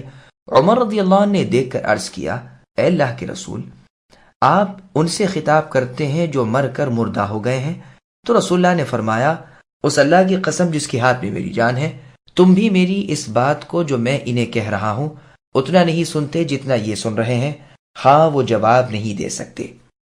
عائشہ رضی اللہ عنہا نے اس واقعے کو عبداللہ ابن عمر رضی اللہ عنہما کی زبانی سن کر فرمایا کہ آپ نے یوں فرمایا ہے کہ وہ اب بخوبی جانتے ہیں کہ جو میں ان سے کہتا تھا وہ حق ہے۔ پھر آپ رضی اللہ عنہ نے مردوں کے نہ سن سکنے پر اسی آیت سے استدلال کیا کہ فَإِنَّكَ لَا تُسْمِعُ الْمَوْتَى۔ قتادہ رحمہ اللہ فرماتے ہیں کہ اللہ تعالیٰ نے انہیں زندہ کر دیا تھا، یعنی بدر میں مارے جانے والے مشرکین کو، یہاں تک کہ رسول اللہ کی یہ بات انہوں نے سن لی تاکہ انہیں پوری ندامت اور کافی شرمساری ہو۔ یہ روایت بھی صحیح بخاری کی ہے، لیکن علماء کے نزدیک عبداللہ بن عمر رضی اللہ عنہما کی روایت بالکل صحیح ہے، کیونکہ اس کے بہت سے شواہد ہیں۔ اللہ الذي خلقكم من ضعف ثم جعل من بعد ضعف قوة ثم جعل من بعد قوة ضعفا وشيبة يخلق ما يشاء وهو العليم القدير ويوم تقوم الساعة يقسم المجرمون ما لبثوا غير ساعة كذلك كانوا يؤفكون وقال الذين أوتوا العلم والإيمان لقد لبثتم في كتاب الله إلى يوم البعث فهذا يوم البعث ولكنكم كنتم لا تعلمون فيومئذ لا ينفع الذين ظلموا معذرتهم ولا هم يستعتبون۔ اللہ تعالیٰ وہ ہے کہ جس نے تمہیں کمزوری کی حالت میں پیدا کیا، پھر اس کمزوری کے بعد توانائی دی، پھر اس توانائی کے بعد کمزوری اور بڑھاپا کر دیا۔ جو چاہتے ہیں اللہ تعالیٰ پیدا کرتے ہیں، وہ سب سے پورے واقف اور سب پر پورے قادر ہیں۔ جس دن قیامت برپا ہو جائے گی، گنہگار لوگ قسمیں کھانے لگیں گے کہ ایک گھڑی کے سوا نہیں ٹھہرے، یعنی دنیا میں اسی طرح یہ بہکے ہوئے ہی رہے۔ اور جن لوگوں کو علم اور ایمان دیا گیا ہے وہ جواب دیں گے کہ تم تو جیسا کہ کتاب اللہ میں ہے یوم قیامت تک ٹھہرے رہے۔ آج کا یہ دن قیامت ہی کا دن ہے، لیکن تم تو یقین ہی نہیں مانتے تھے۔ آج ظالموں کو ان کی عذر معذرت کچھ کام نہ آئے گی اور نہ ان سے توبہ طلب کی جائے گی۔ سامعین، اب آیتوں کی تفصیل سماعت کیجیے۔ انسان کی اصل کیا ہے؟ انسان کی ترقی و تنزل پر نظر ڈالو۔ اس کی اصل تو مٹی سے ہے، پھر نطفے سے، پھر خون بسا سے، پھر گوشت کے لوتھڑے سے، پھر اسے ہڈیاں پہنائی جاتی ہیں، پھر ہڈیوں پر گوشت پوست پہنایا جاتا ہے، پھر روح پھونکی جاتی ہے، پھر ماں کے پیٹ سے ضعیف و نحیف ہو کر نکلتا ہے، پھر تھوڑا تھوڑا بڑھتا جاتا ہے اور مضبوط ہوتا جاتا ہے، پھر بچپن کے زمانے کی بہاریں دیکھتا ہے، پھر جوانی کے قریب پہنچتا ہے، پھر جوان ہوتا ہے، آخر نشو و نما موقوف ہو جاتی ہے۔ اب قوا پھر مضمحل ہونے شروع ہوتے ہیں، طاقتیں گھٹنے لگتی ہیں، ادھیڑ عمر کو پہنچتا ہے، پھر بڈھا ہوتا ہے، پھر بوڑھا پھوس ہو جاتا ہے۔ طاقت کے بعد کی یہ ناطاقتی بھی قابل عبرت ہوتی ہے کہ ہمت پست ہے، دیکھنا، سننا، چلنا، پھرنا، اچکنا، پکڑنا، غرض ہر طاقت گھٹ جاتی ہے، رفتہ رفتہ بالکل جواب دے جاتی ہے اور ساری صفتیں متغیر ہو جاتی ہیں، بدن پر جھریاں پڑ جاتی ہیں، رخسار پچک جاتے ہیں، دانت ٹوٹ جاتے ہیں، بال سفید ہو جاتے ہیں۔ یہ ہے قوت کے بعد کی ضعیفی اور بڑھاپا۔ وہ اللہ تعالیٰ جو چاہتے ہیں کرتے ہیں، بنانا بگاڑنا اللہ کی قدرت کے ادنا کرشمے ہیں۔ ساری مخلوق اللہ کی غلام، وہ سب کے مالک، وہ عالم و قادر، نہ اللہ کا سا کسی کا علم، نہ اللہ جیسی کسی کی قدرت۔ مجرم کی دنیا اور آخرت میں جھوٹی قسمیں۔ اللہ تعالیٰ خبر دیتے ہیں کہ کفار دنیا اور آخرت کے کاموں سے بالکل جاہل ہیں، دنیا کی ان کی جہالت تو یہ ہے کہ اللہ تعالیٰ کے ساتھ اوروں کو شریک کرتے رہے، اور آخرت میں یہ جہالت کریں گے کہ قسمیں کھا کر کہیں گے کہ ہم دنیا میں صرف 1 ساعت یعنی 1 گھڑی ہی رہے۔ اس سے مقصود ان کا یہ ہوگا کہ اتنے تھوڑے سے وقت میں ہم پر کوئی حجت قائم نہیں ہوئی، ہمیں معذور سمجھا جائے۔ اسی لیے فرمایا کہ یہ جیسے یہاں بہکی بہکی باتیں کر رہے ہیں، دنیا میں بھی یہ بہکے ہوئے ہی رہے۔ اللہ تعالیٰ فرماتے ہیں کہ ان کے اس کہنے پر علماء کرام جیسے دنیا میں انہیں دلائل دے کر قائل معقول کرتے رہے، آخرت میں بھی ان سے کہیں گے کہ تم جھوٹی قسمیں کھا رہے ہو، تم کتاب اللہ یعنی کتاب الاعمال میں اپنی پیدائش سے لے کر جی اٹھنے تک ٹھہرے رہے، لیکن تم بے علم اور نرے جاہل لوگ ہو۔ پس قیامت کے دن ظالموں کو اپنے کرتوت سے معذرت کرنا محض بے سود رہے گا، اور وہ دنیا کی طرف لوٹائے نہ جائیں گے، جیسے اللہ تعالیٰ نے سورہ حامیم سجدہ کی آیت نمبر 24 میں فرمایا وَإِن يَسْتَعْتِبُوا فَمَا هُم مِّنَ الْمُعْتَبِينَ، یعنی اگر وہ دنیا کی طرف لوٹنا چاہیں تو لوٹ نہیں سکتے۔ وَلَقَدْ ضَرَبْنَا لِلنَّاسِ فِي هَذَا الْقُرْآنِ مِنْ كُلِّ مَثَلٍ وَلَئِنْ جِئْتَهُمْ بِآيَةٍ لَيَقُولَنَّ الَّذِينَ كَفَرُوا إِنْ أَنْتُمْ إِلَّا مُبْطِلُونَ كذلك يطبع الله على قلوب الذين لا يعلمون فاصبر إن وعد الله حق ولا يستخفنك الذين لا يوقنون۔ اے نبی، آپ ان کے پاس کوئی بھی نشانی لائیے، یہ کافر تو یہی کہیں گے کہ تم بیہودہ گو جھوٹے ہو۔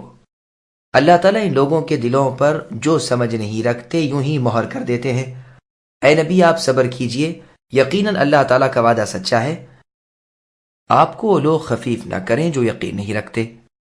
سامعین، اب آیتوں کی تفصیل سماعت کیجئے۔ نبی صلی اللہ علیہ وسلم کو صبر کی تلقین۔ حق کو ہم نے اس پاک کلام میں پوری طرح واضح کر دیا ہے اور مثالیں دے دے کر سمجھا دیا ہے کہ لوگوں پر حق کھل جائے اور اس کی تابعداری میں لگ جائیں۔ ان کے پاس تو کوئی بھی معجزہ آ جائے، کیسا ہی نشان حق دیکھ لیں، لیکن یہ تو جھٹ سے بلا غور علی الفور کہہ دیں گے کہ یہ جادو ہے، باطل ہے، جھوٹ ہے۔ دیکھیے، چاند کو 2 ٹکڑے ہوتے ہوئے دیکھتے ہیں اور ایمان نہیں لاتے۔ خود قرآن کریم میں سورہ یونس کی آیت نمبر 96 میں ہے ان الذین حقت علیہم الآیہ، کہ جن پر آپ کے رب تعالیٰ کی بات اے نبی ثابت ہو چکی ہے وہ ایمان نہیں لائیں گے، گو ان کے پاس تمام نشانیاں آ جائیں، یہاں تک کہ وہ دردناک عذابوں کا معائنہ کر لیں۔ بس یہاں بھی اللہ تعالیٰ فرماتے ہیں کہ بے علم لوگوں کے دلوں پر اسی طرح مہر الہی لگ جاتی ہے۔ اے نبی صلی اللہ علیہ وسلم، آپ صبر کیجئے، ان کی مخالفت اور دشمنی پر درگزر کیے چلے جائیے۔ اللہ تعالیٰ کا وعدہ سچا ہے، وہ ضرور آپ کو ایک دن ان پر غالب کریں گے اور آپ کی امداد فرمائیں گے، اور دنیا اور آخرت میں آپ کو اور آپ کے تابع داروں کو مخالفین پر غلبہ دیں گے۔ آپ کو چاہیے کہ اپنے کام پر لگے رہیں، حق پر جم جائیے، اس سے 1 انچ ادھر ادھر نہ ہٹیے، اسی میں ساری ہدایت ہے، باقی سب باطل کے ڈھیر ہے۔ قتادہ رحمہ اللہ فرماتے ہیں علی رضی اللہ عنہ ایک مرتبہ صبح کی نماز میں تھے، جو ایک خارجی نے آپ کا نام لے کر زور سے اس آیت کی تلاوت کی، یعنی سورہ زمر کی آیت نمبر 65 وَلَقَدْ أُوحِيَ إِلَيْكَ وَإِلَى الَّذِينَ مِنْ قَبْلِكَ لَئِنْ أَشْرَكْتَ لَيَحْبَطَنَّ عَمَلُكَ وَلَتَكُونَنَّ مِنَ الْخَاسِرِينَ۔ علی رضی اللہ عنہ یہ آیت سن کر خاموشی سے اس آیت کو سنتے رہے، سمجھا، اور نماز ہی میں اس کے جواب میں آیت فَاصْبِرْ إِنَّ وَعْدَ اللَّهِ حَقٌّ وَلَا يَسْتَخِفَّنَّكَ الَّذِينَ لَا يُوقِنُونَ تلاوت فرمائی۔ یہ روایت ابن جریر ابن ابی حاتم میں ہے، وہ حدیث جس سے اس مبارک سورت کی فضیلت اور اس کی قرات کا صبح کی نماز میں مستحب ہونا ثابت ہوتا ہے۔ چنانچہ مسند احمد میں ہے کہ ایک صحابی فرماتے ہیں رسول اللہ نے ایک دن صبح کی نماز پڑھاتے ہوئے اسی سورت کی قرات کی، اثناء قرات میں آپ کو وہم سا ہو گیا، فارغ ہو کر فرمانے لگے تم میں بعض ایسے لوگ ہیں جو ہمارے ساتھ نماز میں شامل ہو جاتے ہیں لیکن باقاعدہ ٹھیک ٹھاک وضو نہیں کرتے، تم میں سے جو بھی ہمارے ساتھ نماز میں شامل ہو اسے اچھی طرح وضو کرنا چاہیے۔ اس حدیث کی اسناد حسن ہے، متن بھی حسن ہے، اور اس میں ایک عجیب بھید اور بہت بڑی خبر ہے، اور وہ یہ کہ رسول اللہ کے مقتدیوں کے وضو بالکل درست نہ ہونے کا اثر آپ پر بھی پڑا، پس ثابت ہوا کہ مقتدیوں کی نماز معلق ہے امام کی نماز کے ساتھ۔